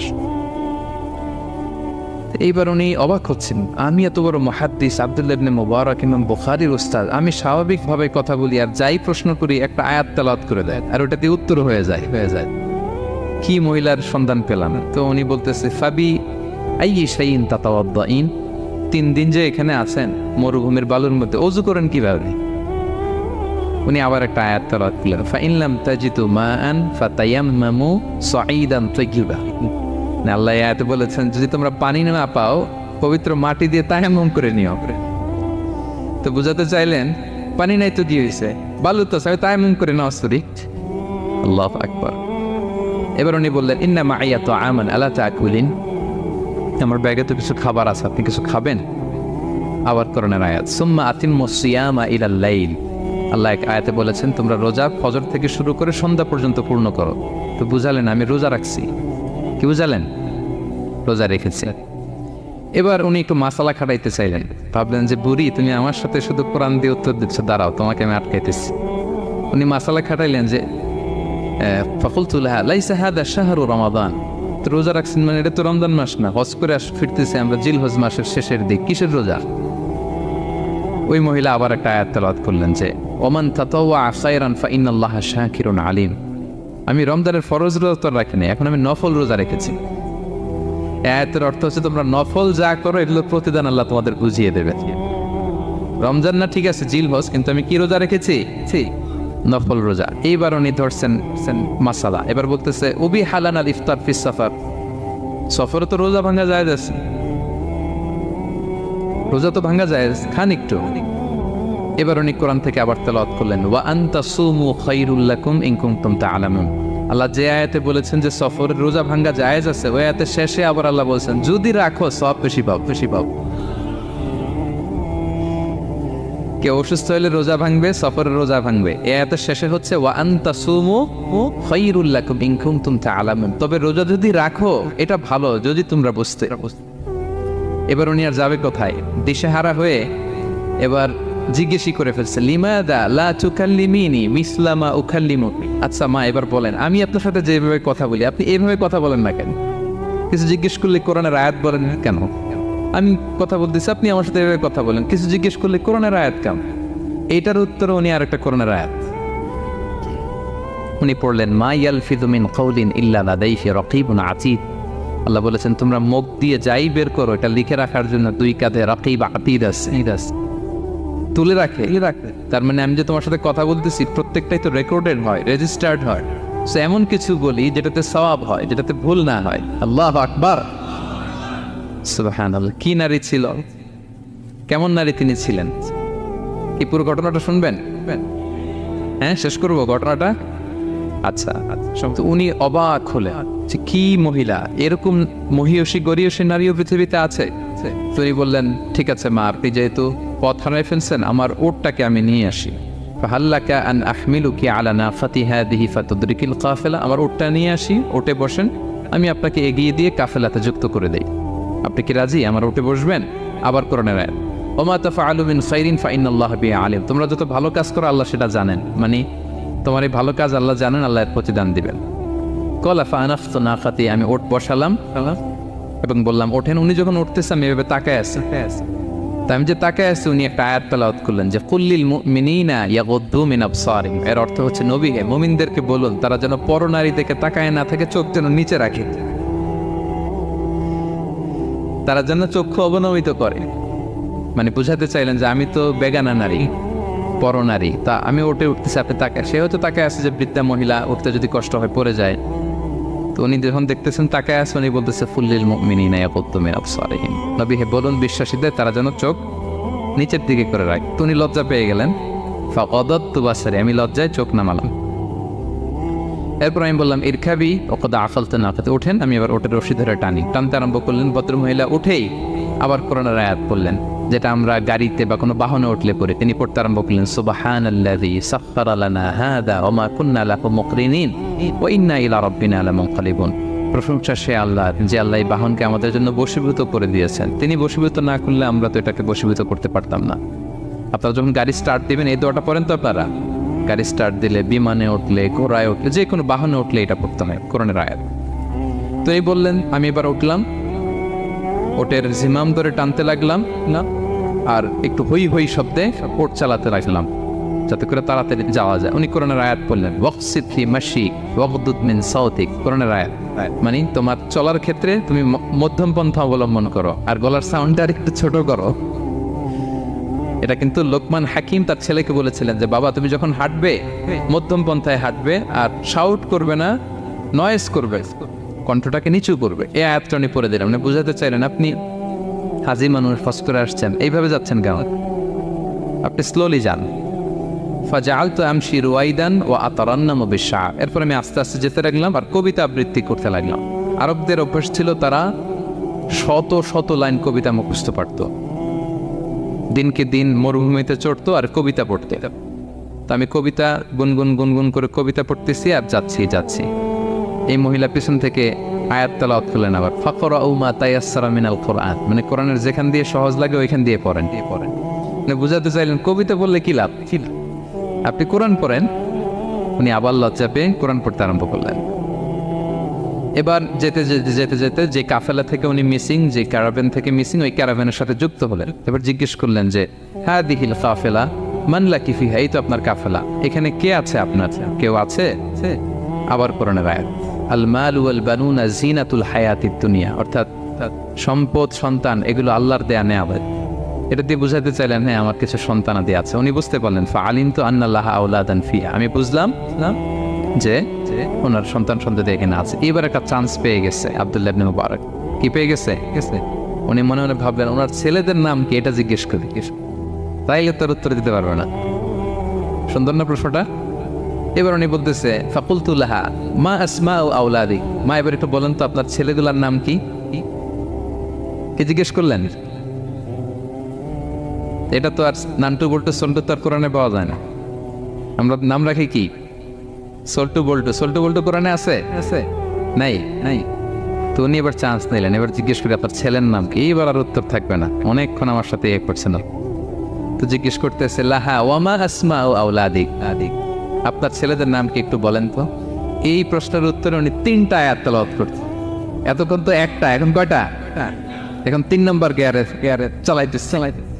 উনি প্রথম আয়াত তেলাওয়াত করলেন ওয়াত্তাখাযাল্লাহু ইব্রাহিমা খলিলা, এরপরে বললেন ওয়াকাল্লামাল্লাহু মূসা তাকলিমা, সবশেষে বললেন ইয়া ইয়াহইয়া খুযিল কিতাবা বিকুওয়া। আল্লাহু আকবার। আমি ইব্রাহিমকে খলিল হিসেবে নিয়েছি, মূসাকে কালিমুল্লাহ বানিয়েছি, এবং ইয়াহইয়াকে বলেছি হে ইয়াহইয়া তুমি তাওরাত কিতাবকে শক্ত করে ধরো। তার মানে বুঝাতে চাইলেন আমার বড় ছেলের নাম ইব্রাহিম, পরের ছেলের নাম মূসা, ছোট ছেলের নাম ইয়াহইয়া। সুবহানাল্লাহ পড়বেন না? কি নারী ছিলেন! কোরআনের বাইরে যেন যাওয়া না লাগে, কোরআন থেকে ছেলেদের নাম চুজ করে রাখছেন। ছেলেদেরকে ডাকলে এই নামেই ডাকেন।